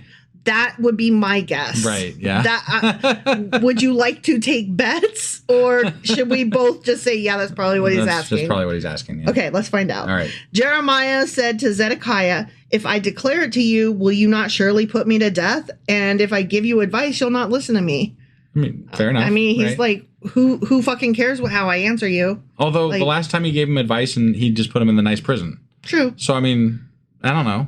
But I mean, don't you think that he's like, dude, I'm tired of playing this fucking game with you. Right. Yeah. You've stuck me in jail twice through various other people. My story hasn't changed. I've been beat. I've been, put in the stockade, the torture device. Like, my answer I will give him changing. credit. He has stuck to his story. Yeah.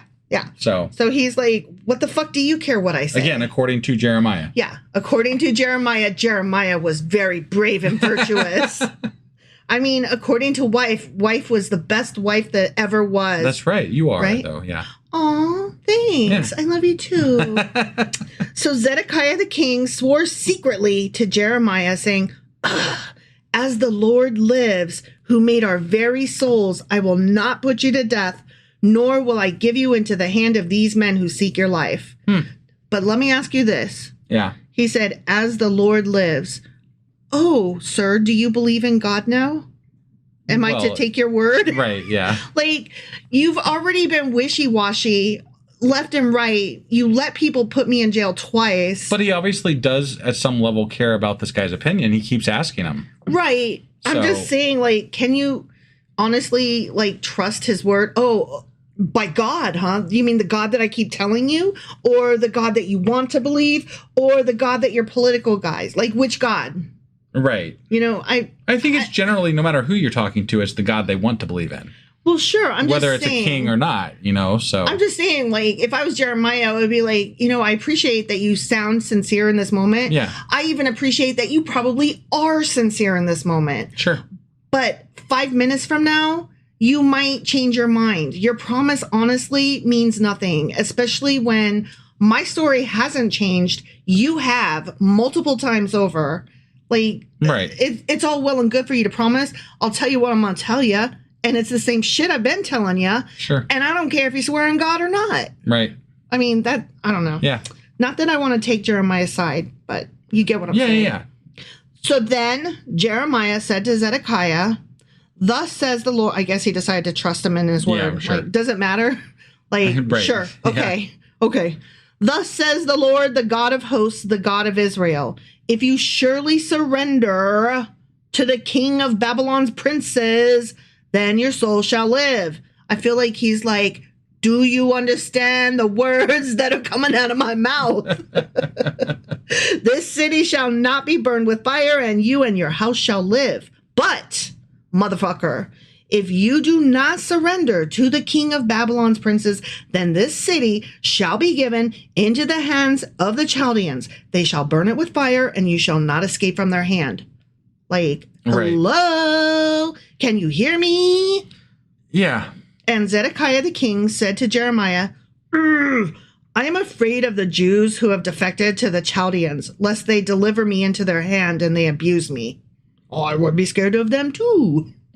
I mean, right? Yeah, yeah. Like, you have to think about it, like, this whole time people have probably been sneaking away, right? And either, like, sneaking as refugees into further cities or being like, fuck this, I'm going to the Chaldeans. They seem all right. Right. Like, they got their shit together.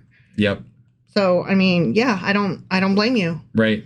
But Jeremiah said, no, they shall not deliver you. Please, please obey the voice of the Lord, which I speak to you. So it shall be well with you, and your soul shall live. Oh my God, he's begging him. This is crazy.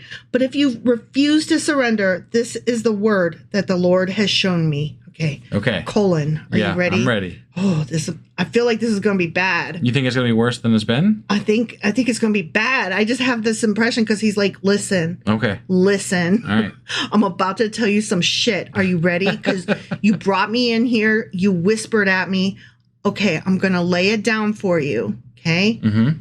Now behold, all the women who are left in the king of Judah's house shall be surrendered to the king of Babylon's princes.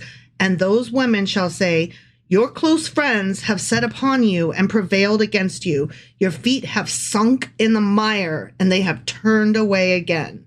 So they shall surrender all your wives and children to the Chaldeans.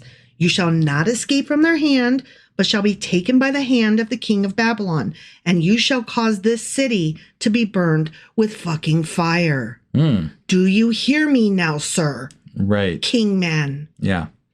Then Zedekiah said to Jeremiah, let no one know of these words, and you shall not die.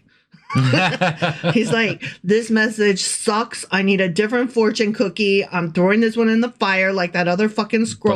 But I won't kill you. I'm not going to kill you, but listen, don't tell anybody else this. Stop walking around the city and saying this shit. Right.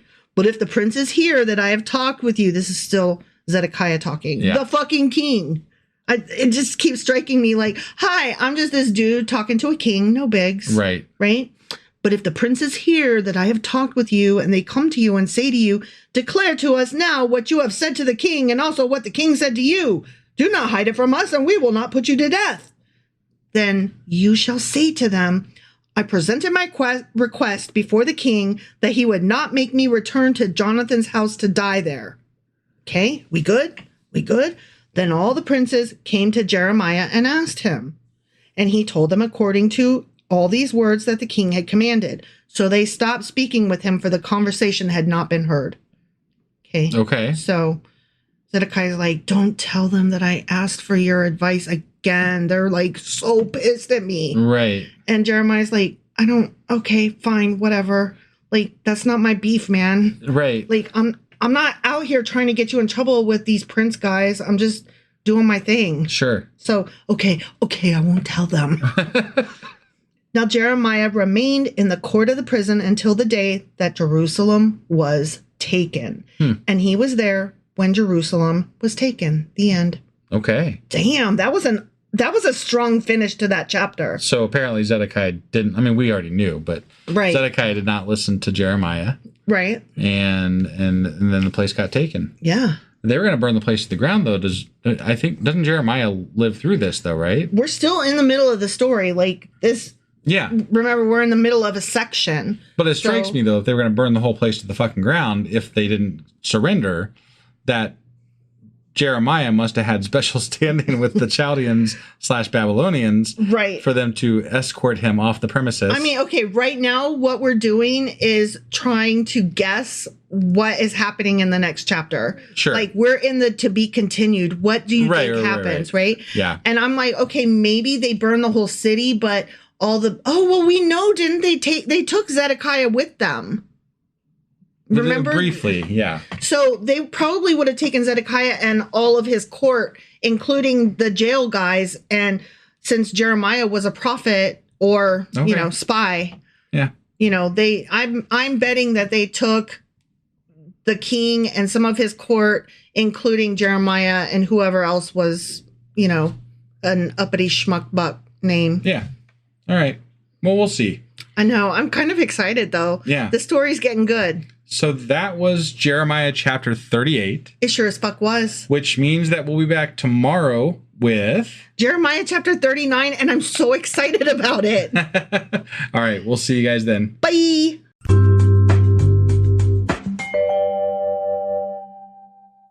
Husband. Wife. Do you remember what happened yesterday and where the hell we are today? Well, yesterday we read Jeremiah chapter 38. We did. And in that chapter, I believe Jeremiah was trying to tell everyone how they're all going to die and shit. So, there were some guards that, threw him in a cistern. Guards! They threw him in a cistern, in the muck and the mire and the in the pit and the whatever. And there wasn't enough bread for him and stuff. So, there was this other person that was working for the king Zedekiah. Yeah. And he was like, dude, he's going to die with no bread. Yeah. It was an Ethiopian eunuch. Yeah. Yeah, that guy. And so they were like, okay, go get 30 men or 3 men, one of the two, and go save him. Yeah. And so they went and saved him.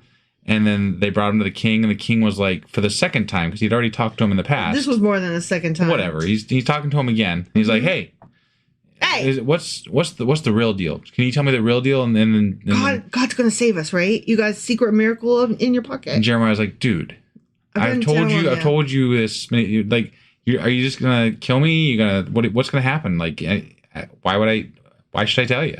Yeah. And he's like, do you promise do you swear you won't do anything bad? And he's like, I swear to God, I'm not gonna do anything bad. And then Jeremiah's like, okay. And he told him, and the same thing, nothing new. Right? Yeah, same thing. He's gonna die, whatever, if he doesn't give up to Babylon or whatever. And then he, And Zedekiah was like, don't tell anybody what you told me. Yeah, that tracks. Okay. And then he was in the good prison instead of the cistern. Right. And that's pretty much, I think, what happened last time. He was not in the scribe's dungeon. No, he was in the better prison. I'm just so excited that a scribe had a dungeon. I'm actually really excited that he was able to keep his mouth shut long enough to not get thrown into the cistern again. Again, for the third time. Right. He's been in it twice. Because I think that was a real feat for him, actually. Yeah, honestly. Because he seems to not be able to do that generally. Well, I mean, he is playing the part of a double spy. So Well, I mean, that's what I think. Yeah. I totally think that. Right. Yeah. So that was Jeremiah chapter 38. It sure as fuck was. Which means that today we're getting into Jeremiah chapter 39. All right, let's do this. Okie dokie.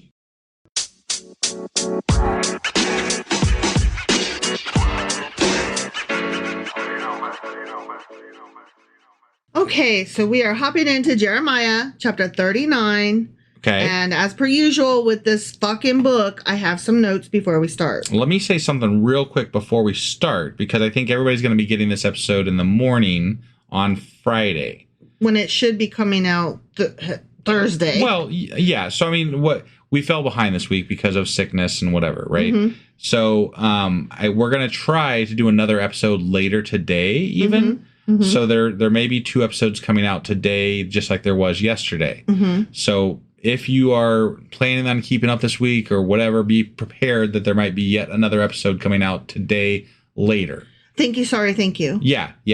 So I just wanted to preface that before we started the full episode here. So. That we are working very hard to try to catch up to where we should be. Right. Yeah. And that being said, you said you had some notes. I did. Thank you, sir. Yeah. So Jeremiah chapter 39 is numbered as my favorite part of every episode. I know. Jeremiah chapter 46 in the Septuagint, which is the Greek translation. Right. And also this chapter is part of that narrative that we've been discussing that consists of chapters 37 through 44. Okay. This one little story bit that's actually kind of interesting. Right. And fun. No, I'm enjoying the way this is being told and the information that they're parsing out. Right. So it's been a little bit more tolerable than some of the other stuff in Jeremiah thus far. Right. It's definitely way better than Isaiah. Yeah. Well, that's not hard to do. No. The bar's on the fucking floor. I mean, the repetitiveness is still just as bad in Jeremiah. Sure. But this section, we've got some good story. This section's okay. Things are happening. For the Bible, for a prophet story or whatever, yeah, it's better. Caveat. Yeah, sure. Yes. Caveat all day. Okay, here we go. Yeah. In the 9th year of Zedekiah, king of Judah, in the 10th month, Nebuchadnezzar, king of Babylon, and all his army came against Jerusalem and besieged it. That's right. We left off where Jeremiah was in jail until they got besieged and taken over. So that's happening right now. Yeah. Okay. All right. In the 11th year of Zedekiah. Yeah. So like 2 months later. In the 4th month. Sure. Oh, so 6 months later. Yeah. Okay. In the 9th day of the month, the city was penetrated. Yeah, it was. Then all the princes of the king of Babylon came in and sat in the middle gate. Okay. Okay, so this is who these guys were. Nergal-Sharezer, Samgar-Nebo, Sarsashim, Rabsaris, Nergal-Sharezer, Rabmag, with the rest of the princes of the king of Babylon. I'm sitting here watching you try to pronounce these, and it's entertaining just to see you like struggle with the names because you're like, you're kind of an asshole. I am. I'm trying. You are trying really hard, and I should give you. Mean. You're doing very well. So anyway, all those guys that I struggled over, along with all the rest of the princes of the king of Babylon. Sure, so they went and they sat in the goddamn middle of the gate. They were like, boom, here's my lawn chair. Did they sit in the middle of the gate, or did they sit at the middle gate? Oh, they sat in the middle gate. In the middle gate. Probably in the middle of the middle gate. Maybe they sat on the side of it, but it was definitely the middle gate. I think that they sat in the middle of it, and I'll tell you why in a minute. Okay? All right, yeah. So it was when Zedekiah, the king of Judah, and all the men of war saw them that they fucking fled and went out of the city by night. They were like, bitch, bye, I gotta go. Man, are these guys that terrifying? They just fucking knocked down the walls of your city. Well, yeah. They're probably going to kill you, according to Jeremiah. You're the king, and you've been like, you're like, nope, bye. Fair enough. So they went out of the city by night by way of the king's garden, by the gate between the two walls. And he went out by way of the plain, the plain. Yeah. But the Chaldean army pursued them and overtook Zedekiah in the plains of Jericho. And when they had captured him, they brought him up to Nebuchadnezzar, king of Babylon, to Riblah in the hand of Hamath. Or I'm sorry, in the land of Hamath. Okay. Where he pronounced judgment on him. Oh. Yeah. Okay. Okay, so I have a few notes. I bet he had some choice words to say since he was supposed to be his little, puppet. Yeah. Well, I have some notes, okay? Yeah. So when I said in the 9th year of Zedekiah, king of Judah, in the 10th month, that would have been about January 587 BCE. Okay. Yeah. So that's the time period that we're discussing. Sure. Okay. And then further on, when it says the 11th year of Zedekiah in the 4th month, that would have been about July of 586 BCE. Okay. Sure. Okay, so the walls of Jerusalem were breached after 18 months of siege, and the city fell afterward, completely devoid of food, so that cannibalism became prevalent. Oh, damn. And that was a common practice. They would just sit and wait them out, which is kind of interesting because when you think about what's happening in Gaza right now. Yeah. This is a way that this was common. This is how they beat them, and this is what is happening. Yeah. And near the same area. It's really disgusting to me what is happening in Gaza because I look, there's no winners in war, right? And I don't agree with fighting for whatever. It does. I don't agree with war, but there's better ways to do it than what is being done. And I mean, they literally are starving these people on purpose. I mean, can I have two ideas in my head at the same time, which is that what Hamas did in the first place was obviously bad and wrong. Right. But can I also say that genocide is way bad and way wrong? Yeah. No, I think that's the problem is that, we're not allowed to hold, the main narrative on the media is that we're not allowed to hold these two narratives at once, right? No, it's only they have a right to exist and they have a right to protect themselves. And I'm like, at the cost of genocide. I don't think that is true, sir. Right. No, nobody has the right to exist at the price of genocide. Right. I'm sorry, no.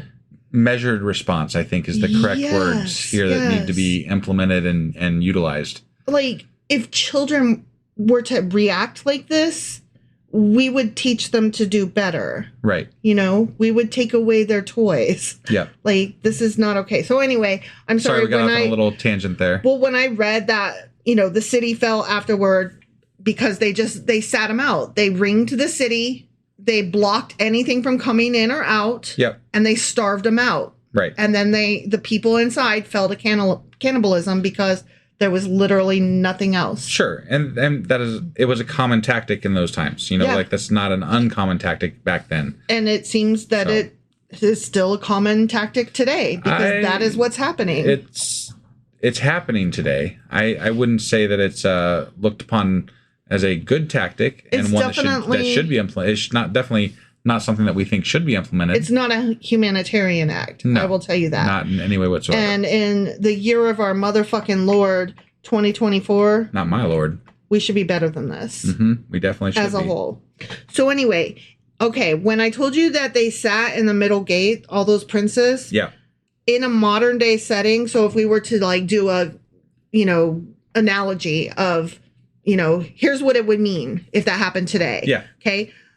Sitting in the gates of the city was similar to an enemy conquering Washington, D.C., and then sitting in the Oval Office. And all I could think was, but that happened on January 6th. No, it didn't. Okay. But similar. You know what I mean? Okay. Yeah. They went on the floor. Capitol. Yes. That's not anywhere near the Oval Office. No, I know. I'm just saying, like, similar, Okay. Like, that was the analogy that was used by the people who wrote these notes that I'm drawing from. Sure. But all I could think was, January 6th. Got it. Because they went and they sat and, Right. I just wanted to clarify that it wasn't the Oval Office. No, I know it wasn't the fucking Oval Office. It wasn't the White House. I know that. Okay. I know that. It was still very... Sure. Yes, the symbolism is very equivalent. Once again, we are seeing a similar act done today by shitty people, shitty actors. Yeah. Okay. So one more note here on the capture of King Zedekiah. Mm-hmm. King Zedekiah. Yeah. So it was at the city of Riblah, is what I said. Yeah, where he brought him for judgment. Yeah. Riblah was a city on the Orontes River in Syria. Okay. Okay. And it was strategically located at a crossing of the major roads between Egypt and Mesopotamia. Okay. Okay. And he was likely like 1 hour away from safety when he got captured. Oh, wow. Yeah. Yeah. Like he almost made it. Right. About 22 years before this, so around 609 BCE, Pharaoh Necho had brought Jehoahaz there, putting him in chains, and that was in 2 Kings, prior to taking him captive to Egypt. So, yeah, that's interesting. Right. Now Nebuchadnezzar made it his base camp for his campaigns against the Palestinian states and his seat of judgment on prisoners brought to him there. So that's just a little bit of history, side notes. Yeah. Which, I just love that shit. Yeah.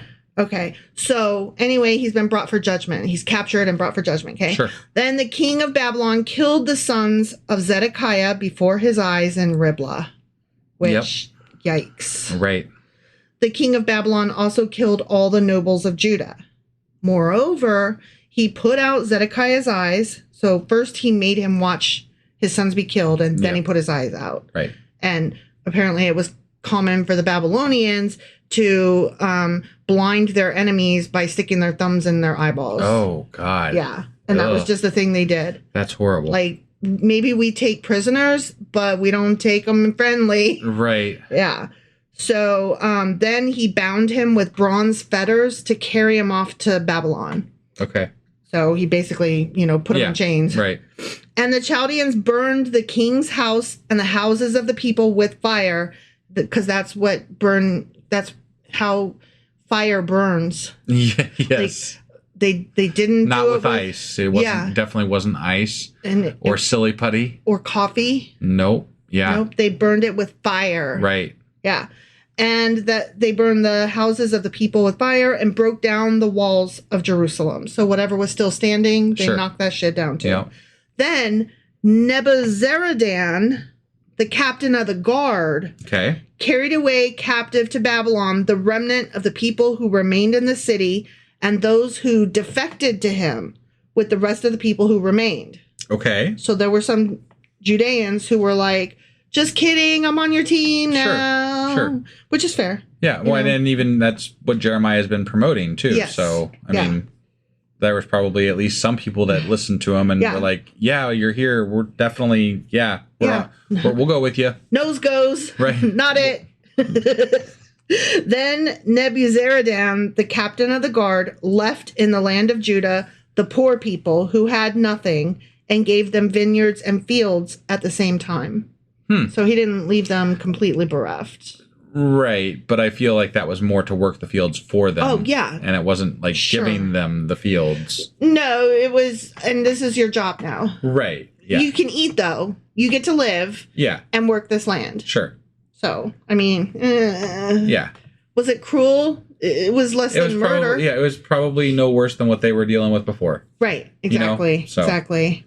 Now we get into the next little section. Okay. Now, Nebuchadnezzar, king of Babylon, gave charge concerning Jeremiah to Nebuzaradan, the captain of the guard. So the king told his guard, take him and look after him and do him no harm, but do to him just as he says to you.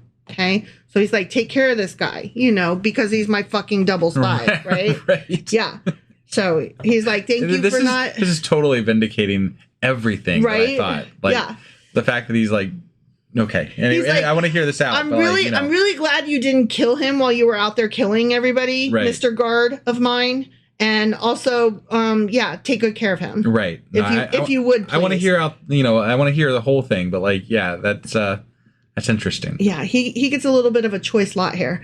So Nebuzaradan, the captain of the guard, sent Nebushaban, Rabsaris, Nergal, Sherazar, Rabmag, and all the king of Babylon's chief officers.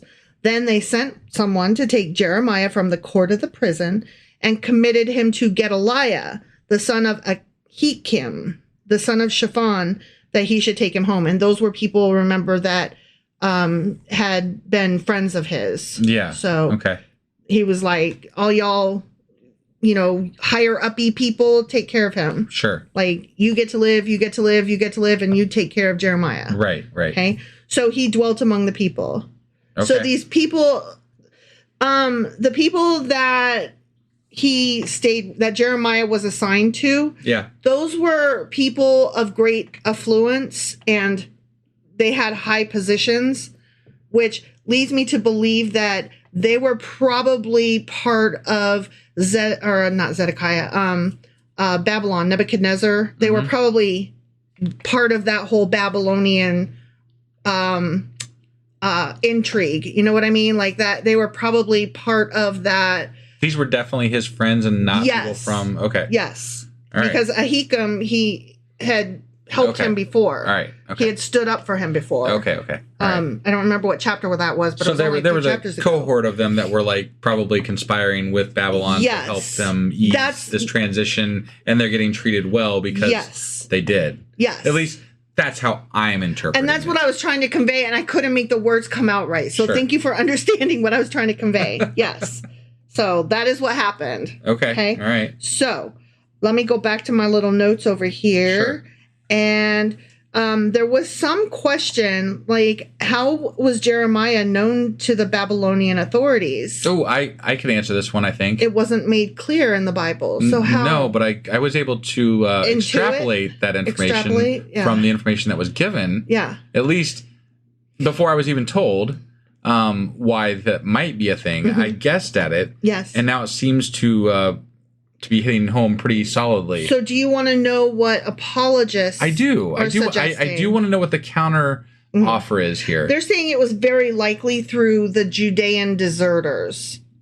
That Okay. they were like, oh, I am a prisoner of yours now. Oh, there goes Jeremiah. He's a prophet. He was profiting on your team. Oh shit. Right? Oh, sorry. Did I? Yeah. I coughed there, I think. Yeah. Yeah. I'm like, no, they were not excited about that. No. So fuck off with that bullshit. Right. Yeah. Miss me with that shit, as the kids say. Yeah. That fucker was conspiring with Babylon. Right? I was like, are you kidding me right now? Yeah. Yeah. Look, I don't want to judge him for doing that. Maybe he No. thought that was what was best for Israel, you know? Yeah, I mean, maybe Babylon I'm not was trying like, to judge him for that act. I'm just saying that don't tell me he wasn't doing this, because that's how the whole fucking story sounds. yeah, it's quite obvious. Right. Even though this is being told from Jeremiah, as we said in just the last chapter. The fact that it is being told by Jeremiah, That's what I'm saying, makes it even more likely that this was the case, because if I'm getting that from what he's telling me. Right. Imagine if somebody else wrote it. Yeah. Yeah. And there's literally people in Israel before they got captured throwing him in jail for thinking he's conspiring with the fucking Babylonians. Yeah. Them guys. I mean, yeah. Right. Yeah. So totally. Yes. I love these chapters now because No, this is great. they're making us feel smart. Yeah. No, Honestly. I mean, I mean, okay, I got to give credit where credit is due. You were the one that put this together. It just made perfect sense once you said it. yeah. And I was like, oh, yeah, obviously. Right. Duh. I mean, it's fun to just sit here and listen to this story, because I have no preconceived notion as to what is Right. going to happen or what isn't going to happen or what have you. Right. And so I'm just listening to you tell it to me, and I'm like, well, that sounds like that could probably happen. Like, I love being able to comment on how these things, how I see them working Right. out. You know, Yeah. I'm not always right. No. I'm probably never right. Well, I'm only half right, because there's always somebody else with a different idea. Right. Right. But the fact that I'm not always completely wrong makes me very happy. Yeah, no, it's the same kind of validation that I get when we think of a question and then we go and look, like I go and research it later, and it's like a question that everybody's asking, and I'm Right, like, oh, okay, that makes me feel good. Like, Yeah. we're not. I am Stupid. paying attention. Yeah. I am learning something. Yeah, exactly. Even if it's not what the apologists want me to learn. Exactly. Yeah. All right, so we got one little section left All here, right. okay? Yeah. Meanwhile, back at the ranch, the word of the Lord had come to Jeremiah. I bet it did. I bet it did. While he was shut up in the court of the prison, saying, so here's God talking to Jeremiah. Sure. This is before he got rescued by the Babylonians? No, this is while he's being taken care of by the guys. Oh. So, the king of Babylon said, oh, yeah, guard, take care of him. And then the guard was like, yeah, cool, go stay with your friends. Right, but it says while he's shut up in the court of the prison. Oh, you're right. Which is where he was. Yeah, my so, apologies. Okay. You're right. Sorry. Okay. So, according to Baruch, according to Jeremiah, according to God, because Yeah. Baruch wrote this, right? Yeah, Whatever. maybe. Go and speak to Abed-Melech, the Ethiopian. That's the guy that helped pull him out of the cistern. Wait a second. Yes. Abed-Melech got saved here? Yeah. All right. Because this is just This is all bullshit. coming together. Yeah. Like, this is all coming together exactly like I thought it might. Because it, like, what the fuck did this guy get a mention for? Right. If he didn't have something to do with the whole conspiracy after all. Right. And I was like, at the time when they mentioned it first, I was like, he's totally part of like the Team Babylon. The cabal. Yeah. Right. Yeah. And I'm like, okay, this is weird. Because, like, why is this guy the servant of the king? He's a nobody, right? Right. Yeah. Okay. Anyway, go ahead. Sorry, So- I'm enjoying this immensely right now. I know. So. My smile is so big, it's making my cheek muscles hurt. Go and speak to Abed-Melech, the Ethiopian, saying, thus says the Lord of hosts, the God of Israel. Behold, I will bring my words upon the city for adversity and not for good. And they shall be performed in that day before you. But I will deliver you in that day. Of course he will. Random person, says Right. the Lord. Yeah. And you shall not be given into the hand of the men of whom you are afraid.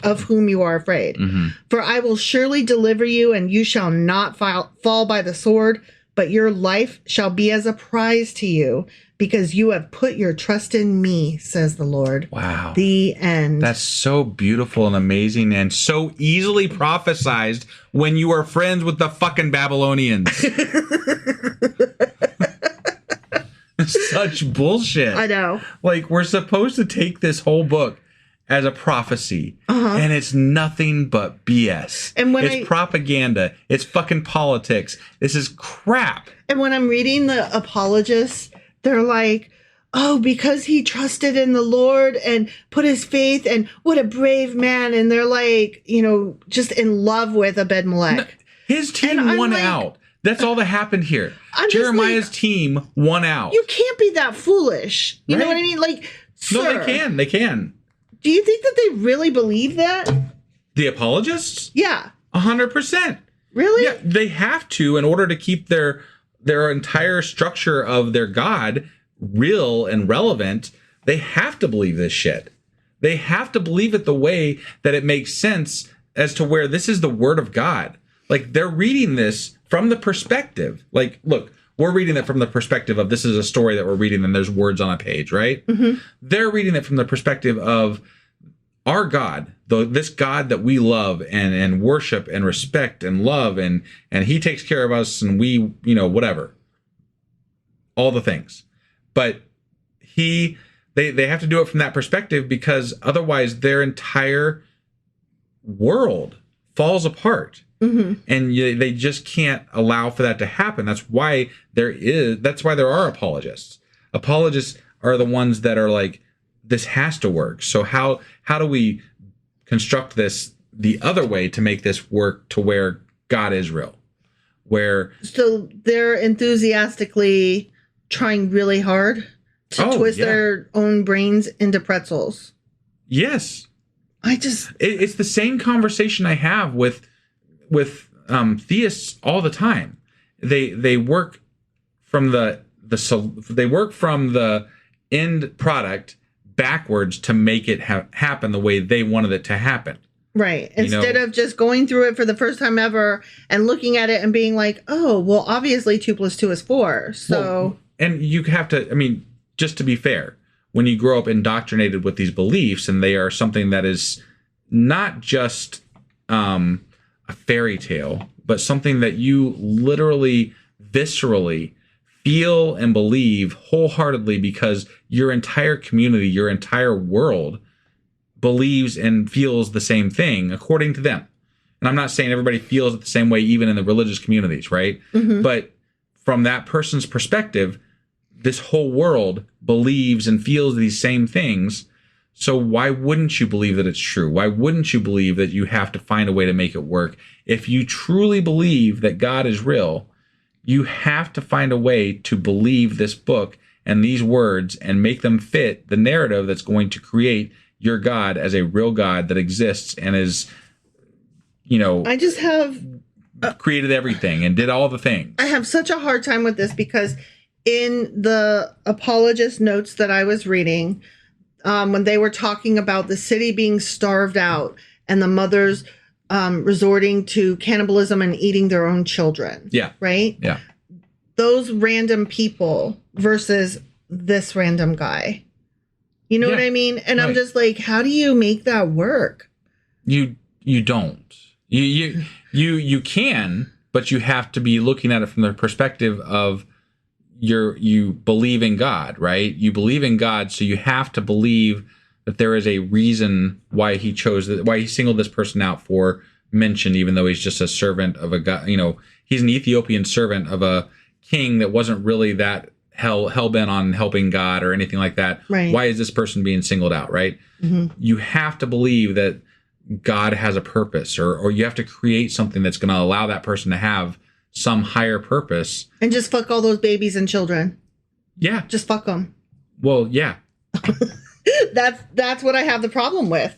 I'm just like, okay. No, sure. I agree. Random guy. But sure. That's not what people are thinking about when they read this. But that's what I want to ask them. That's what I want to ask them, though. Like, what about all of those babies and children who got eaten by their own mothers?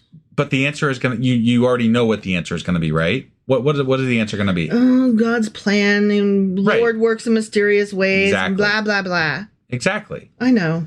So there is no, you're never going to get a defined answer from them. And the only answers that we're allowed to have are the ones that God grants us, right? From their perspective, Yeah. the only answers that we're allowed to have are the ones that God allow us to have.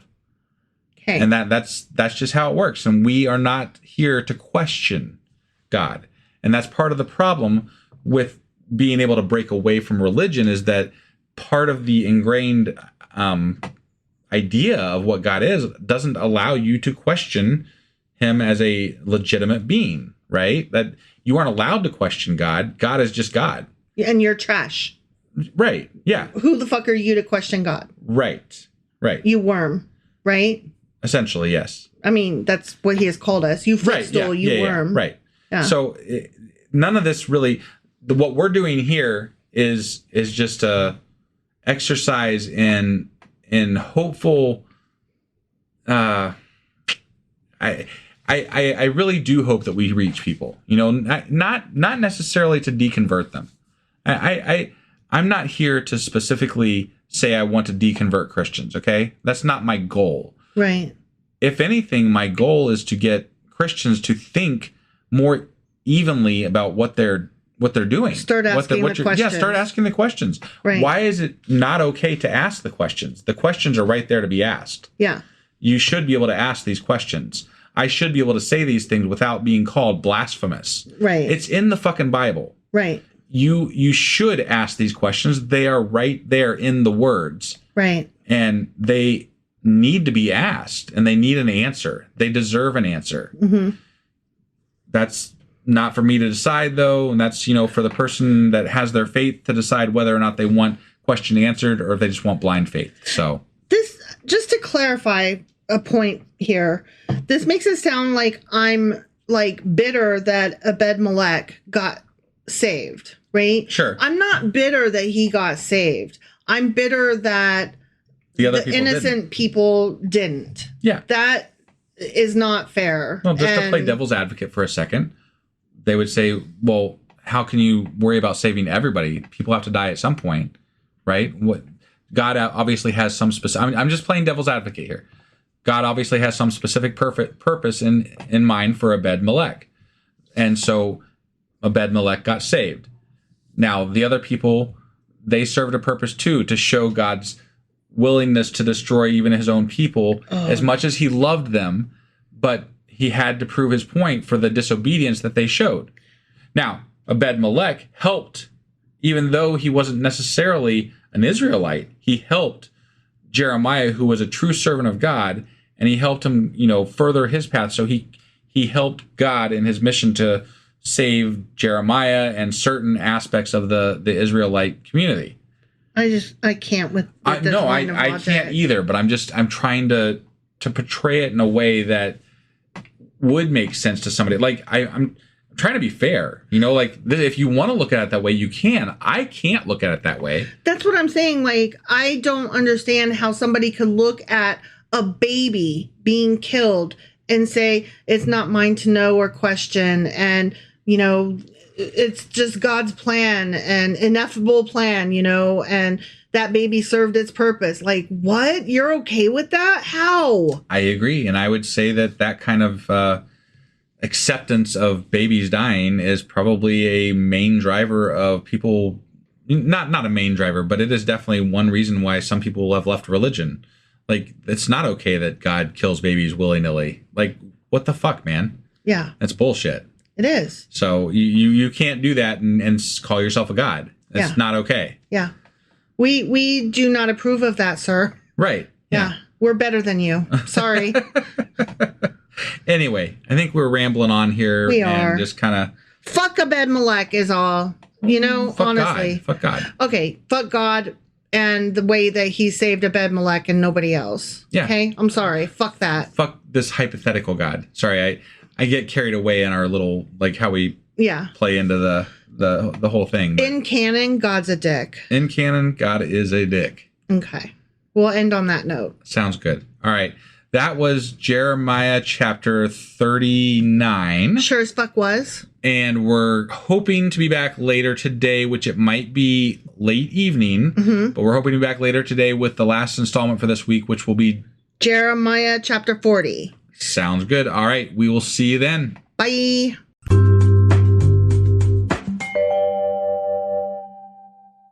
Husband, Wife. do you remember what happened yesterday and where the hell we are today? Well, we actually read it earlier today. Well, we read it yesterday, but we released it today.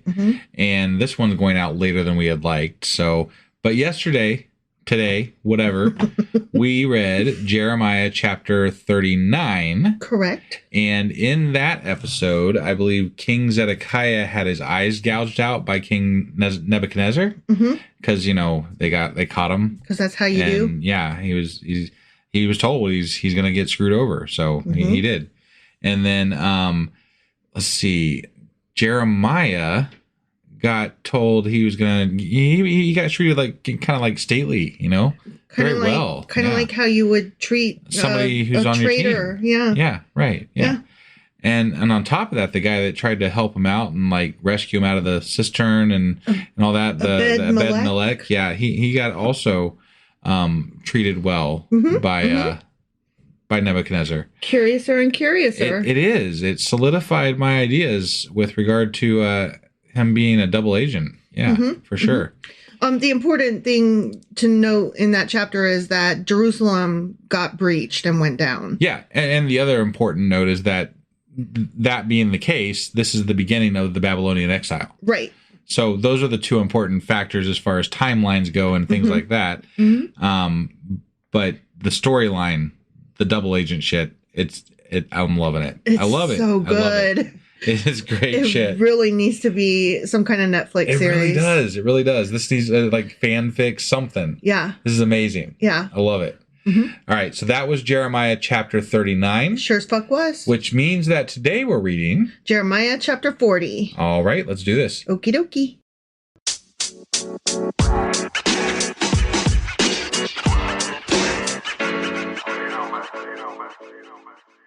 All right, we are hopping into Jeremiah chapter 40. Okay. And just a quick note before we hop into the chapter. Oh, boy. It's not what you think it is. No? No. Oh.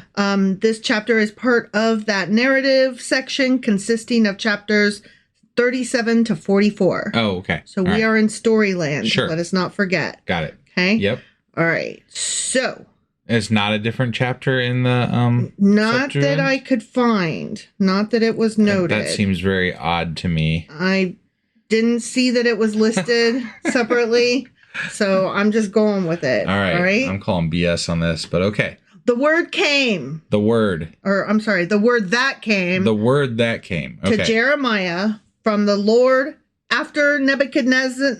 No, wrong. It's Wrong. the other Neba guy. Oh. Nebuzaradan. Okay. Sorry. My brain was just like, it says Neba, the rest is... Sure. Yeah, you know. Nebuchadnezzar. Yeah. Right. So let me start that sentence over again. Sure. Yeah. Okay? Yeah. The word that came to Jeremiah from the Lord after Nebuzaradan, the captain of the guard, had let him go from Ramah, when he had taken him bound in chains among all who were carried away captive from Jerusalem to Judah, who were carried away captive to Babylon.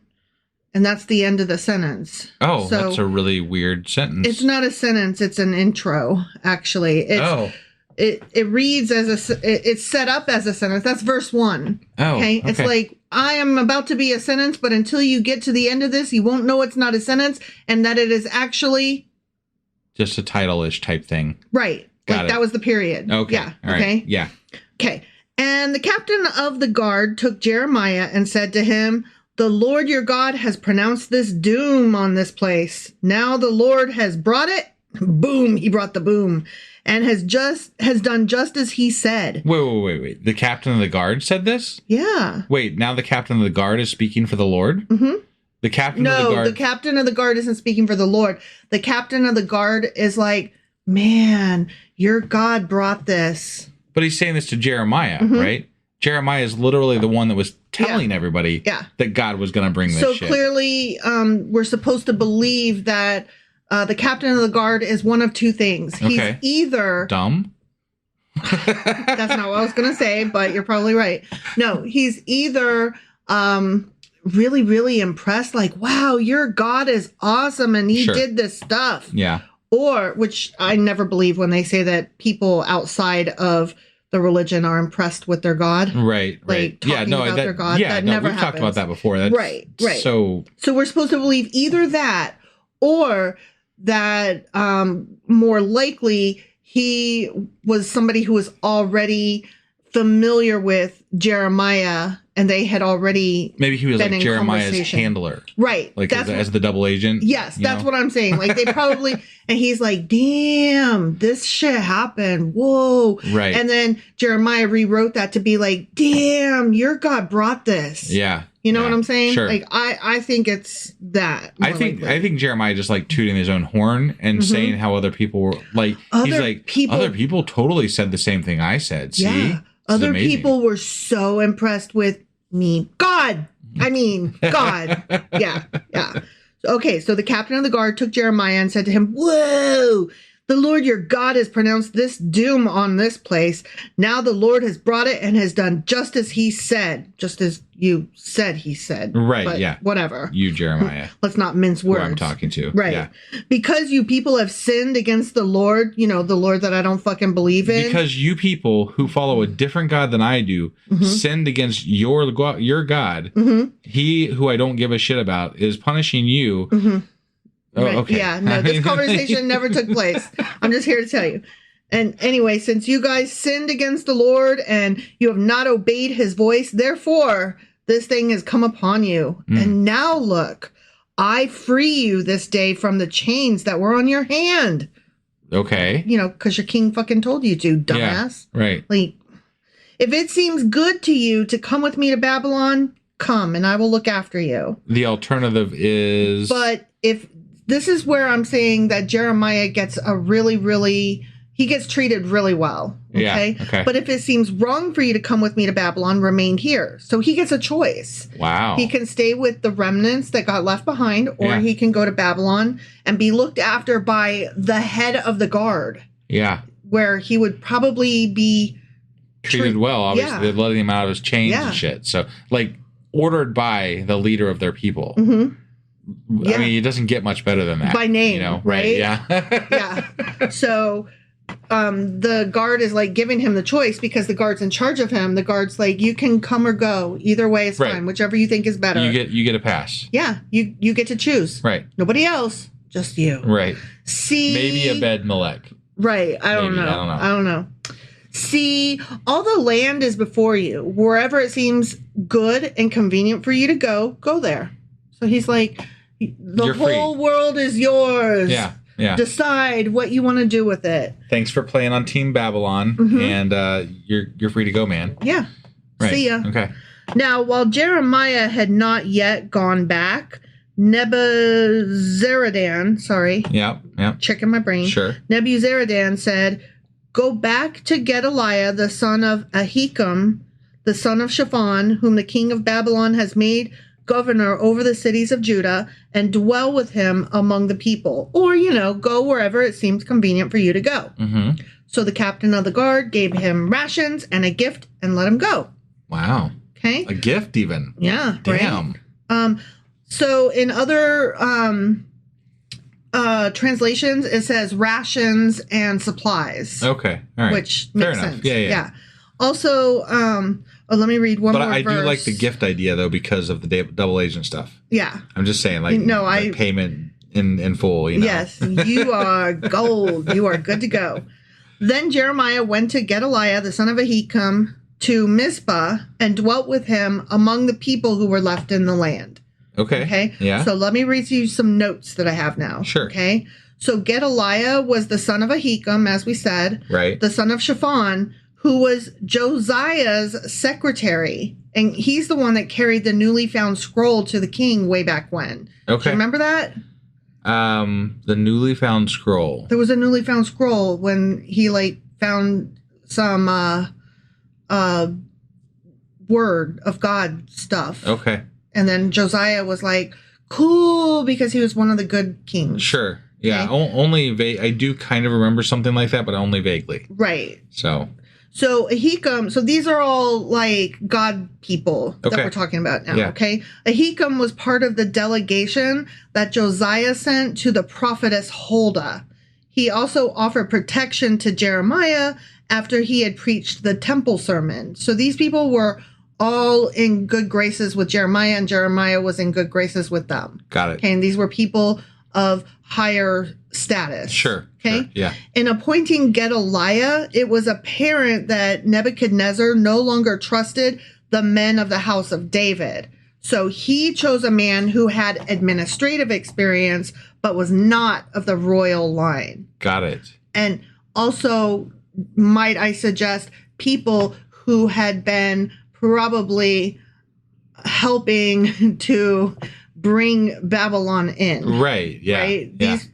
These people were all on Jeremiah's side, and Jeremiah was on Babylon's side. Yeah. So I just have to believe that there was like this cabal, and that there was a whole coup that happened, and so it feels that way. Nebuchadnezzar is like giving back the land to the people that he hand plucked. Yeah. You know, who had helped him. Right.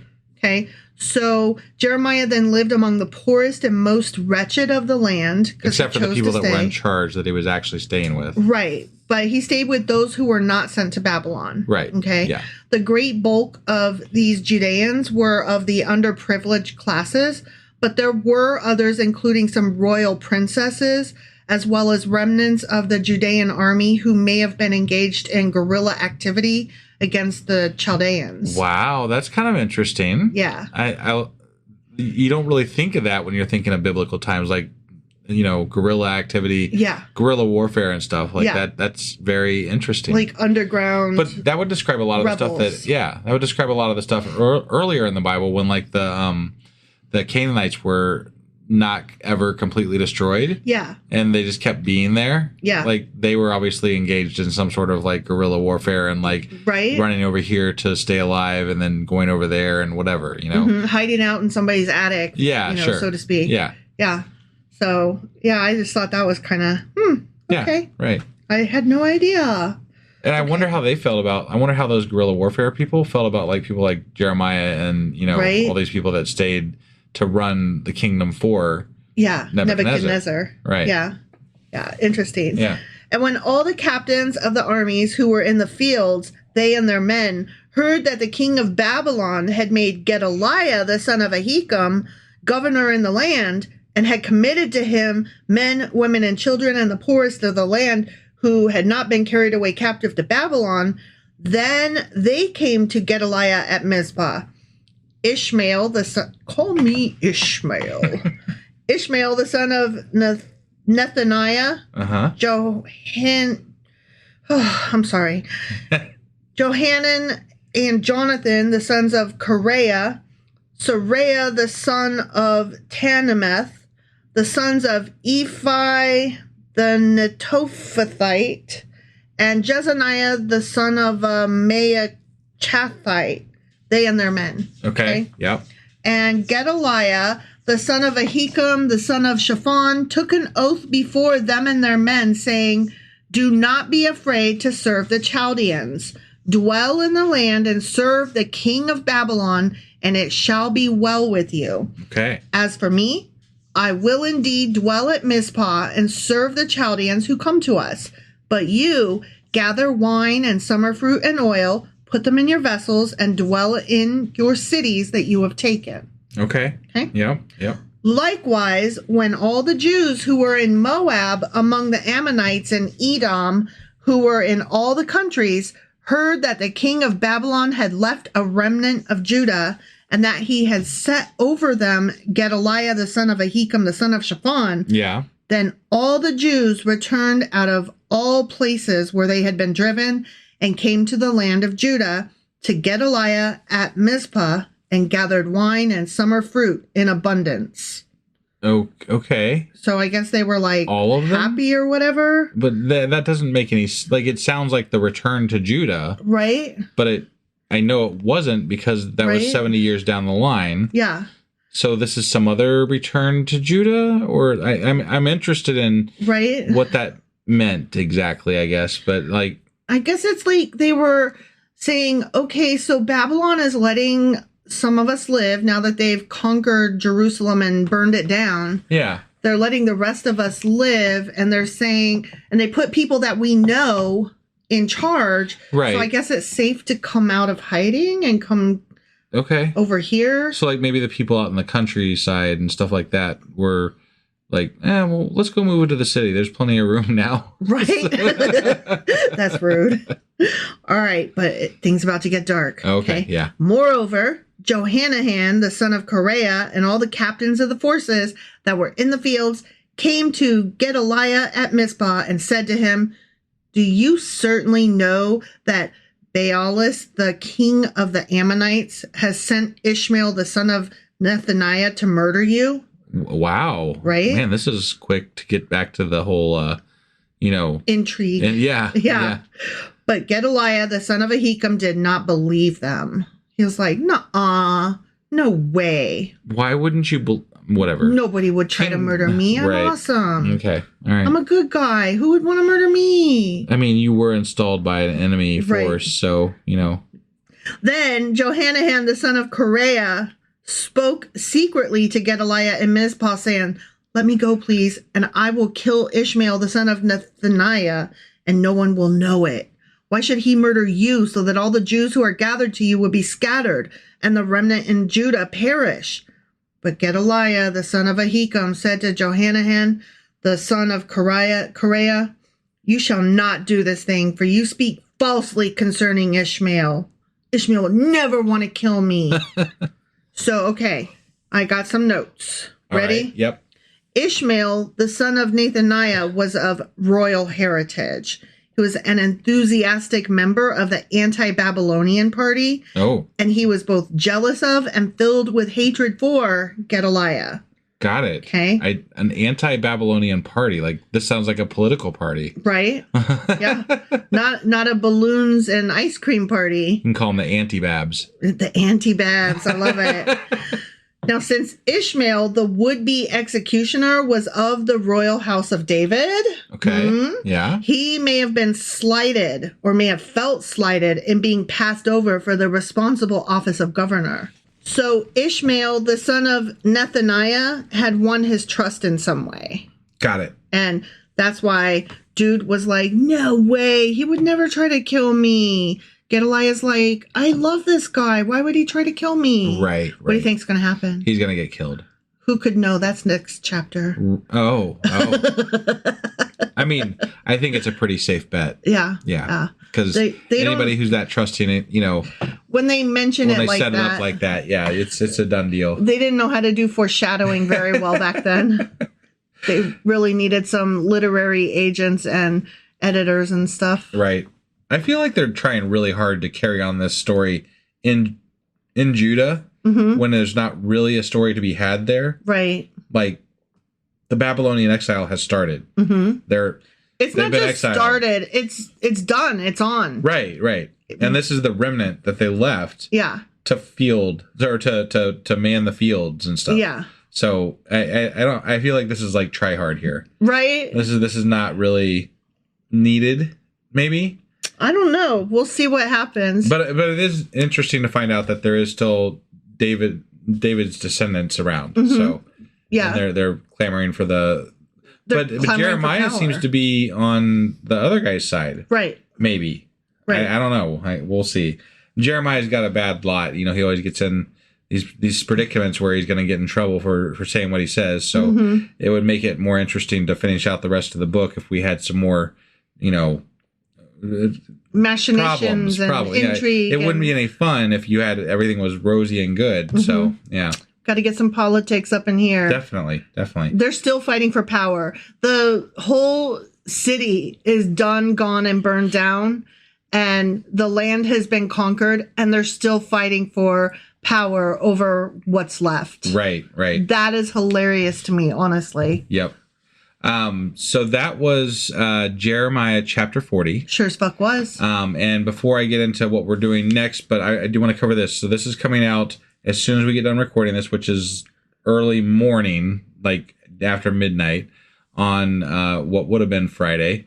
Friday but night. is now going into Saturday. Right. So we're going to get this out now. And then tomorrow we're going to be recording the Q&A at some point later in the evening tomorrow. And then we'll be recording the book club, I think, on Sunday at some point. But it won't be like our normal morning release times. Right. So I apologize for that in advance. We're still working to catch up. Yeah. And we don't want you slighted over, us having missed days so you guys get less content. We're trying to give you the same amount of content, but the schedule has had to be changed around a little bit so that we can squeeze it all in. And this just lets us do it in a way that is less stressful for us. So rather than doing 3 episodes all in one day. Yeah, we're going to keep it on schedule this week, but it is going to be a little behind schedule in that schedule. Yes. So, anyway, that was Jeremiah chapter 40. Sure as fuck was. And like I already said what we'll be back with, so I guess I don't really got to cover that. But beyond that, on Monday, we will be back with Jeremiah chapter 41. All right, we'll see you guys then. Bye.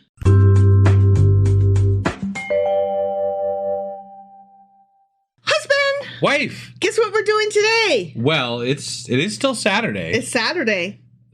No, it's not. It's Sunday. It's Sunday. Shit. But guess what we're doing anyway? Well, we're doing what we should have done yesterday, which is Q&A Saturday. That's and we're going to do a little bit more because it's not long what we've got. Yeah, so I'm going to actually be doing a little bit of a thing that I want to talk about that's relevant and coming up soon. So, there'll be the Q&A bit and then something else. And then something else. Stick around. Right. So, what are we Q&A'ing today? I thought we'd talk a little bit about Gedaliah. Gedaliah. Yeah. Okay. All right. Sounds good. You ready to do this? Sure as fuck am. Let's do it. Okie dokie.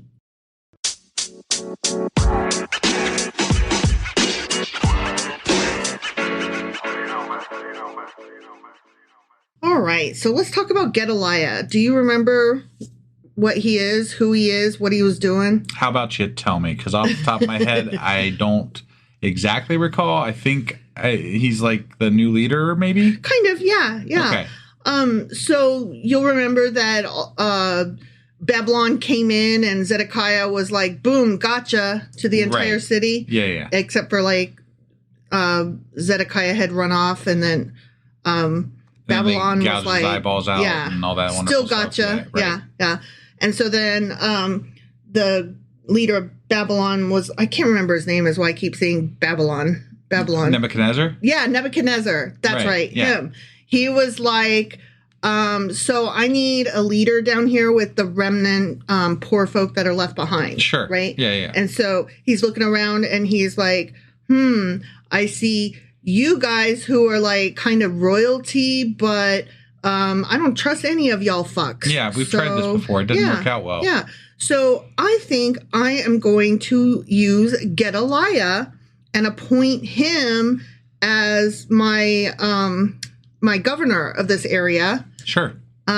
He's got administrative experience. He's not of the royal line. He's going to work with me. So I think that'll be cool. Okay. All right. Yep. And so then Jeremiah was given the choice of you can go with the prisoners to he was like, should Babylon? I stay or should I go? Should I stay or should I go now?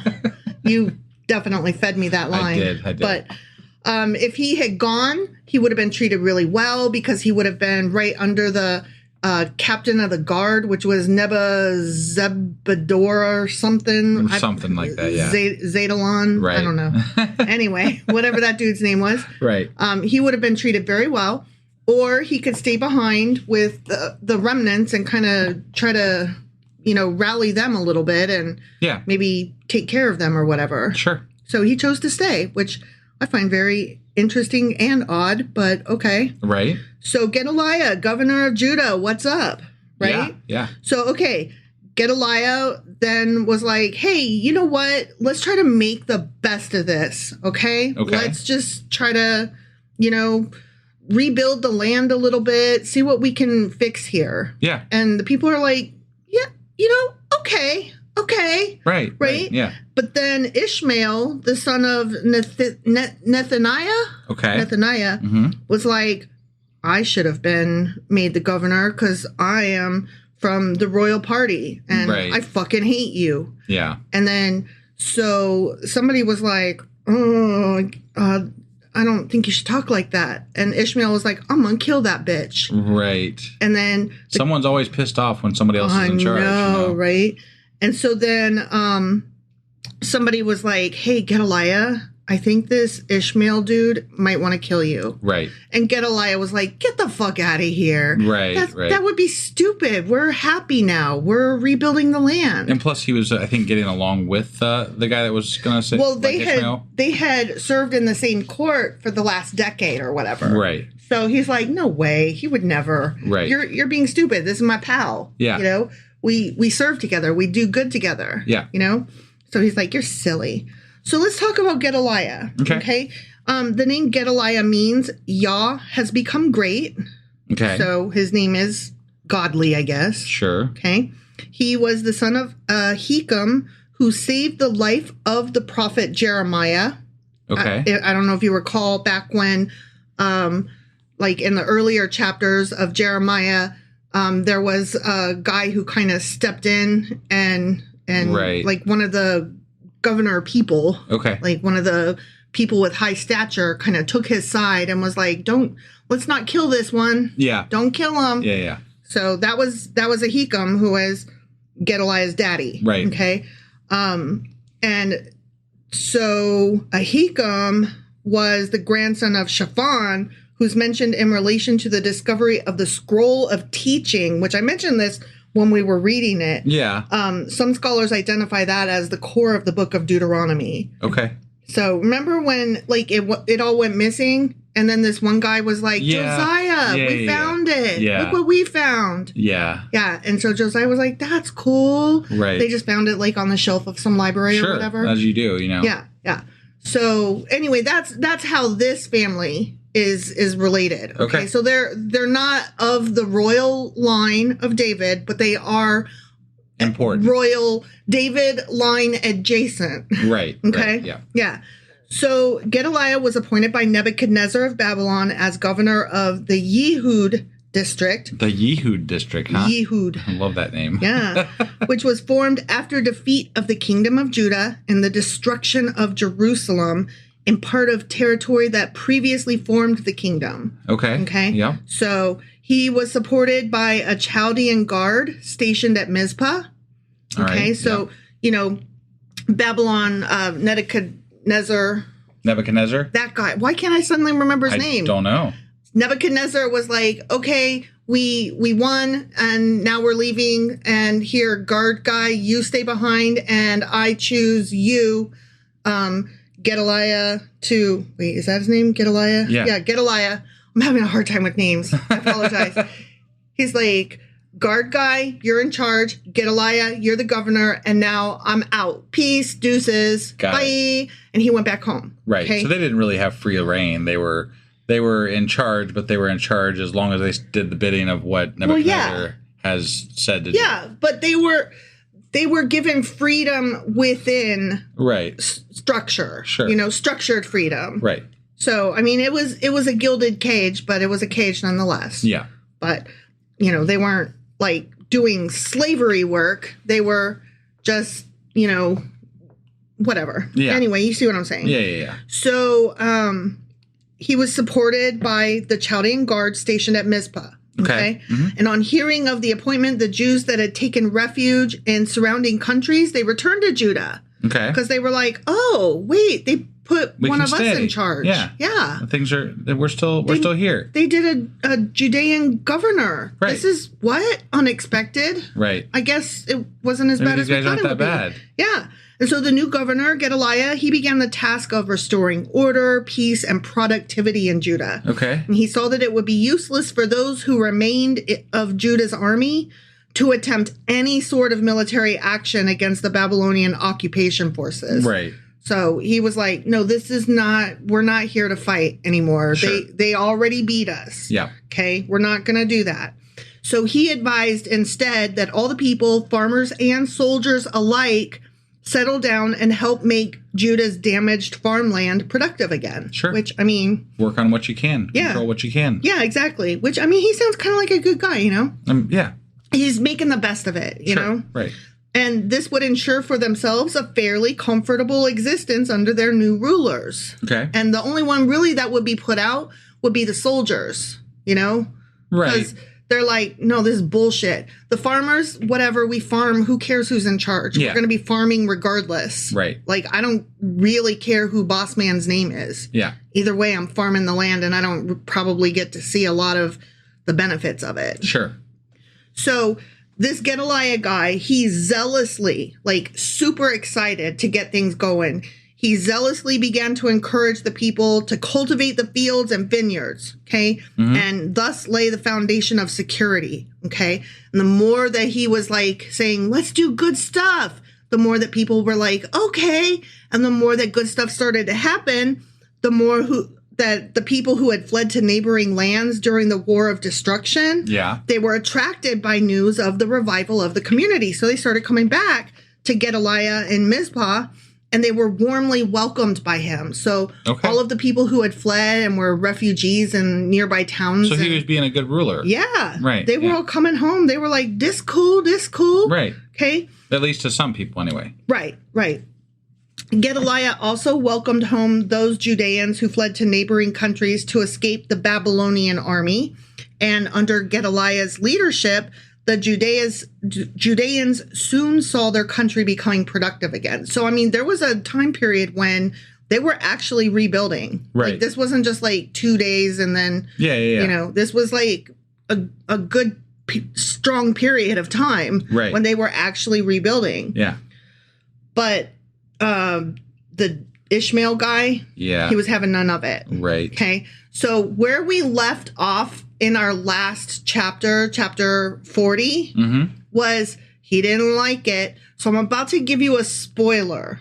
Okay. Okay. Because when we read on Monday in chapter 41, Ishmael is actually going to kill Gedaliah. Which we guessed at. We did guess. I mean, it wasn't like a real big foreshadowing. It's not like a super spoiler. Right. The reason that I'm giving that away in this little Q&A section is because that assassination has repercussions to this day. Oh, yeah. Wow. The assassination of Gedaliah left Judah devoid of any Jews or Jewish rule and completed the destruction of the first temple. Oh, wow. Yeah, like that was it. It was done at that point. So they destroyed themselves, essentially. Yes. Jewish sages established the fast of Gedaliah. So this is a day of memorial still today. Wow. Yeah. It's observed on the third day of Tishrei, so as not to coincide with Rosh Hashanah, which is the Jewish New Year that occurs in the late summer / early autumn. Okay. Yep. It's suspected that his assassination occurred on the first day of that time period. Okay. But they don't want it to coincide with that, so that's why they celebrate it on the third day instead. Sure. But yeah, that is still actually one of the, I think, 4 feast days. Interesting. Yeah. So I didn't want to talk about Gedaliah without mentioning that he is actually still significant today. Right. Yeah. So that is my little tidbit on Gedaliah. We will still read a little bit about him on Monday when he's not dead yet. Sure. Yeah. But gets dead real fast. Right. Okay. Yeah, so that brings us to what I wanted to talk about. Oh, yeah? Yeah, and some of you may have heard that tomorrow, being Monday, the April the 8th, 2024, there's going to be a total solar eclipse. A total eclipse of the heart? No, the sun. Yeah. Total eclipse of the heart. So it struck me out of left field, kind of, and it shouldn't have, because this happens every time there's something weird happening, different happening, whatever. It happens pretty much daily, actually, I would say. Somebody's got some sort of a prophecy, some sort of an idea that the apocalypse is going to happen, that the end of times is on its way. It is on its way every day, always. Yeah. For several thousand years now. Yeah, they're kind of late, but I mean, whatever. So we keep always having these new things where they're like, the end of the world is coming on this date, right? Remember Y2K? Yes. I don't know that was real biblical, though. That was more like the computers are going to ruin it. Yeah, right. Yeah. So well, I'm sure there were some biblical stuff going on then, but it didn't feel biblical to me. I was in Florida at the time, and a lot of the people that I talked to, they were actually stockpiling water and weapons and canned goods. Wow. Yeah, because they were like, society is going to fall. To be fair, my mom bought a lot of canned goods and some water and I think some duct tape or something. I don't know. Right. We had a stockpile. I remember. Yeah. So yeah, that happened during Y2K. Kids, ask your parents what Y2K was about. Anyway, so tomorrow, actually, as you don't have much time, probably. If you're listening to this today, which we're going to release this as soon as we're done, you've got till tomorrow. And then tomorrow, if you're listening to this, if you don't listen to it before, 1 or 2 o'clock in the afternoon. Eastern time. Shit's probably already happening, man. Yeah. So, if the world ends, we won't get a lot of listens on this one. So, I guess if the world ends, the number of listens we did or didn't get is going to be the last of our concerns. Exactly. That being said, in the interest of kind of giving the other side and the information that I have heard from them. Oh my! I am going to play a couple of clips here. So okay, I'd like you guys to just listen, and then we'll come back and we'll talk a little bit more about this. Okay? That sounds fun. All right, let's do this. Okie dokie. And this is what you don't know about 3 days of darkness. The solar eclipse on April 8th has stirred interest and concern related to biblical prophecy. It will be a total eclipse visible across the U.S., which won't happen again for 20 years. And it is not just any eclipse like the ones we have seen before, as it will be on the same day as the 3 days of darkness in Egypt. During an eclipse, the moon blocks the sun temporarily. But beyond its visual spectacle, people see connections to warnings in Scripture about signs from God. In the biblical scriptures, astronomical phenomena are alluded to as warning signs, as the Bible tells us in Joel 2 verse 31. The sun shall be turned into darkness, and the moon into blood before the great and dreadful day of the Lord comes. A past eclipse on August 24, 2017, went through 7 cities named Salem. Another eclipse will cross America with a similar pattern over 7 cities called Nineveh, as in the book of Jonah. The word Salam, according to the Bible, is peace. So God is said to have offered peace 7 times through these signs. This next eclipse crosses Nineveh cities and makes a perfect cross on the center of the nation. Right in the center of the cross is a city called Rapture. What is God's message? He's coming very, very soon. And then there's this one. The solar eclipse is coming next month and will cross over many cities named Nineveh. Now, what is the significance of this, and what is God saying? There was a biblical scholar named Donald Wiseman, and he speculated that the eclipse took place around the time that Jonah arrived in Nineveh and urged the people to repent, otherwise the city would have been destroyed.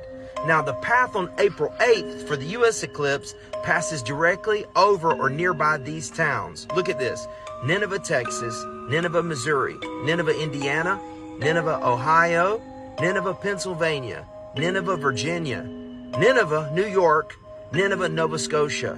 Now, Nineveh is mentioned in the Bible, most notably in the book of Jonah, where it was associated with a city full of sin and vice. Now, prior to its fall, however, Nineveh was the largest urban center in the world. Now, as the story is related in the book of Jonah, the prophet Jonah was called by God to go to Nineveh and to prophesy disaster if they did not repent because of their excessive wickedness. Now, Jonah wanted nothing to do with Nineveh. He did not listen to God. And we all know the story of Jonah. But thank God the second time he listened and he went to Nineveh and preached to them, and they listened and they repented. So is this eclipse coming a sign from God because of the significance of all the cities named Nineveh? What do you think? Comment below. But nonetheless, we have to get ready because God is coming soon. Comment below what you think about this issue. Okay, so that was that. That was the.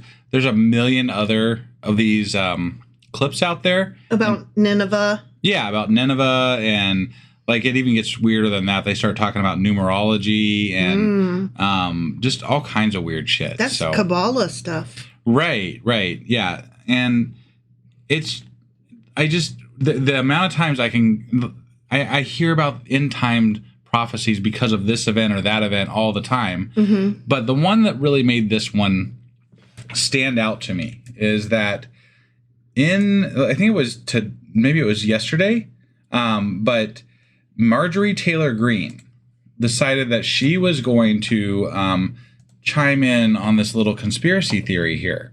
Okay. So let me find the date here exactly. I've got to pull it up here, so it could be just one moment.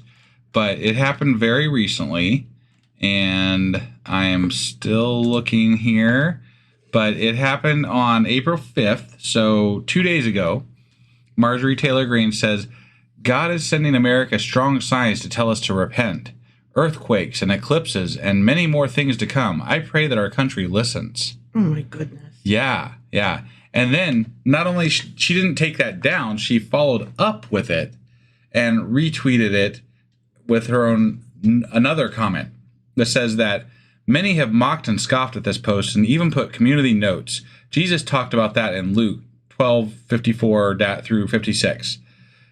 Yes, eclipses are predictable and earthquakes happen, and we know when comets are passing by. However, God created all these things, and uses them to be signs for those of us who believe.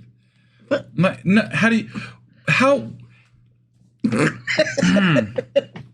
I can't.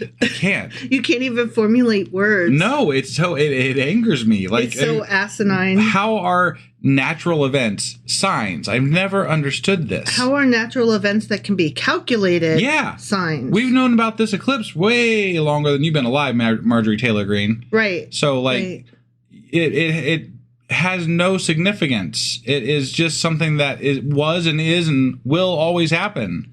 Well, what I find interesting is Neil deGrasse Tyson took a lot of shit because he was always with the last big, gigantic, exciting eclipse. He was so dismissive. He's like, my guys, there's a fucking eclipse of something somewhere, all the time. Right. Like every moment there's some kind of fantastical, astronomical event that can be celebrated because we're a goddamn tiny rock circling a giant sun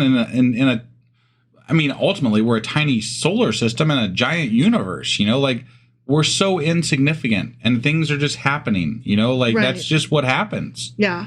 And the cool thing to me has always been science, right? Like this shit is predictable. This shit is you can explain it. There's a reason for it. And we can know those things, which is really fucking cool.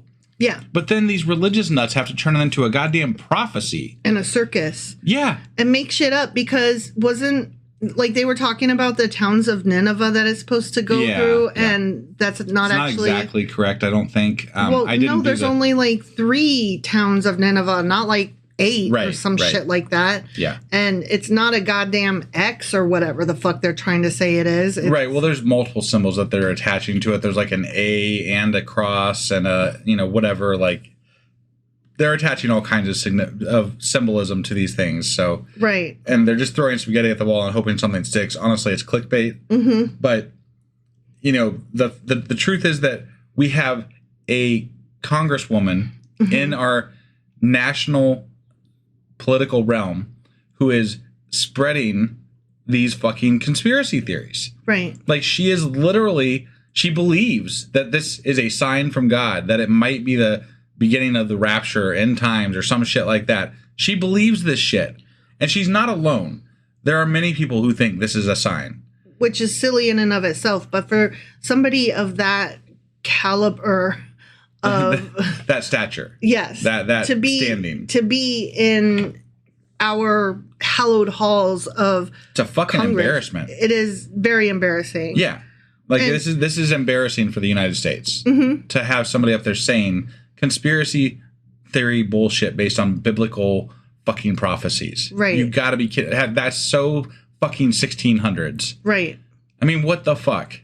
Well, and the whole 3 days of darkness. Yeah. Like, I literally was looking that up because I was like, what's a 3 days of darkness? Sure. Yeah, it falls on a Thursday, Friday, Saturday, so we're good, y'all. Right. It's Sunday. We're good. Yeah. It's past and we're all here. Yep, that's not it. No, this isn't the one. This isn't the one. Nope. I didn't see 1 day of darkness, much less 3 of them. And tomorrow it's only supposed to be like 7 minutes of darkness or some shit like that. Right. So right. get the fuck out of here with that. But I did make some merch out of this. I made some I wasn't raptured t-shirts and hoodies and mugs and stuff. And it's got the date on it. And it's got the date on it. So if you guys want to get your merch for the solar eclipse and show everybody how you weren't raptured, head over to our website, and check out the merch shop. I should get some for my parents because they won't have been raptured either. And I'm sure they'll find that very disappointing. I mean, probably. Yeah. Yeah. Anyway, I didn't really have anything specific to there is no facts to discuss here, right? This is just all a bunch of idiots on fucking online making shit up to fit their narrative that they want the world to end.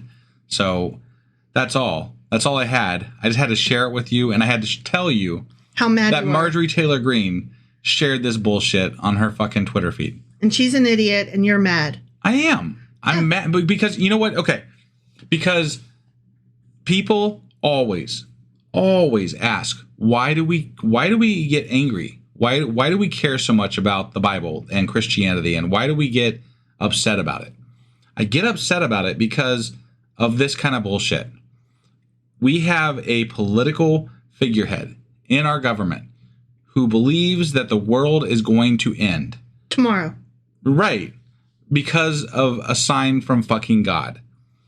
I don't want someone like that making decisions for me in our government. Right. I don't want someone like that thinking that they have any right to influence my life at all. Right. Because they're dumb. They're just fucking dumb. And here's the thing, I can hear the argument being but they have faith and just let people have their own different faiths.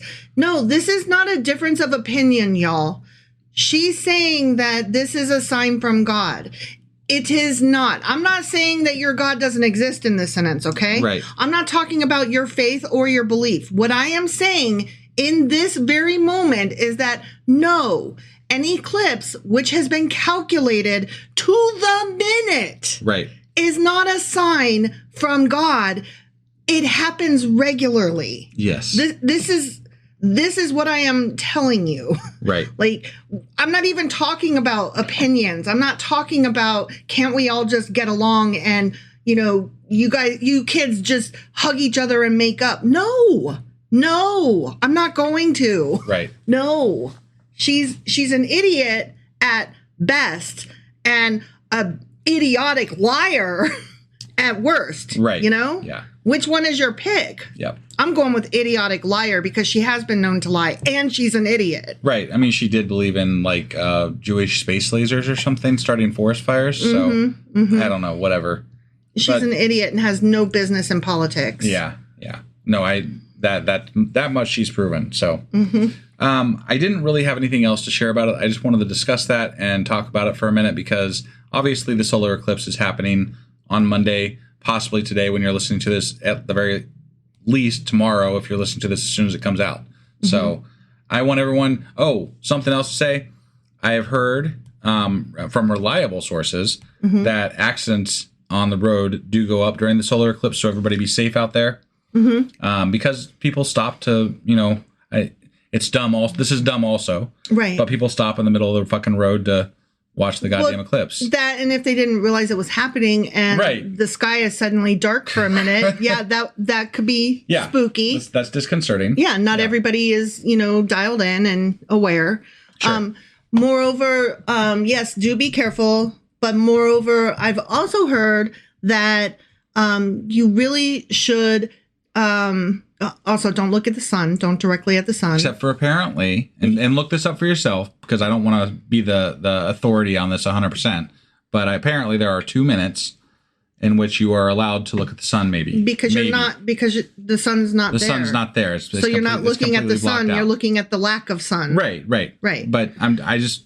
And toward that end, the corona that surrounds where the sun is supposed to be but isn't is supposed to be very gorgeous. Yeah. But moreover, what I was going to say is that if you are out there enjoying the eclipse and, partaking of the excitement of this natural phenomenon, I have heard that you're supposed to not just look up, but also look around and feel the air change in temperature mildly and enjoy the sound of nature changing for a moment. Yeah. Like the wind or it's an experience. Yeah. Like, you might hear, the birds stop or start. You might hear locusts or whatever.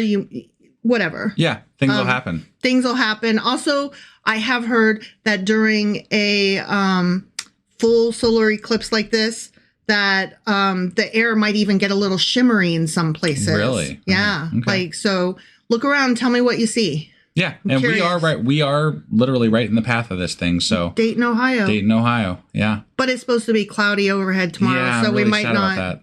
It'll still get dark. We're still going to be outside. Yeah. But, we'll see what happens. Hopefully it'll be clear. Hopefully it'll be clear right for the, at least the 2 minutes. I want to see the 2 minutes, the corona, the whole bit there. So be safe. Be careful on the roads if you're driving. Do enjoy it. Don't stare at the sun. Do look around and let us know what experiences you have, or if you think the whole thing is stupid and overblown and not worth it. Sure. Yeah. On that note, I think we are not doing a book club this week because time just got away from us and something got to go, and the weekend ones are usually the ones we got to skip when we fall behind. Right. So that being said, I will get the weekly wrap up out here after this, and then we will be back tomorrow with Jeremiah chapter 41. All right. We'll see you then. Bye.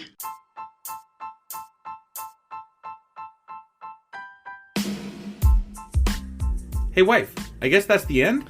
But husband, that's just sad. It doesn't have to be. We are on lots of social media platforms like Twitter. Our handle there is sacrilegious_D. For D's nuts. Oh my God. Stop doing that. Anyway, we're also on Facebook, Instagram, and Pinterest. There's a link to all of our social media sites at our website. Ooh, we have a website? Yeah, it's sacrilegiousdiscourse.com, where you can also find a link to our merch shop. We have a merch shop? Yep, we have podcast-themed clothing, mugs, notebooks, and more, as well as an atheist and science-themed products. Wow, our fans should really go check that out right now. Definitely. They can get in touch with us by sending an email to sacrilegiousdiscourse@gmail.com. But before they do that, we could really use some help. Oh yeah? With what? Well, it's not free running the podcast, and we need some financial support in order to get better equipment, which will free up time so we can concentrate on our podcast and our fans. Okay, so what should they do? Head over to patreon.com/sacrilegious discourse and sign up as a contributor on our podcast.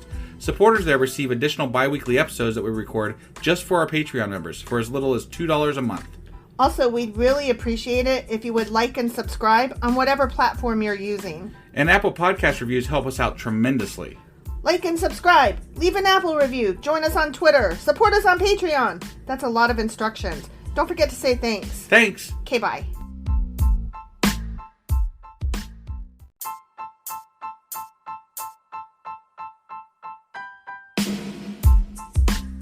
Hey, wife, I guess that's the end?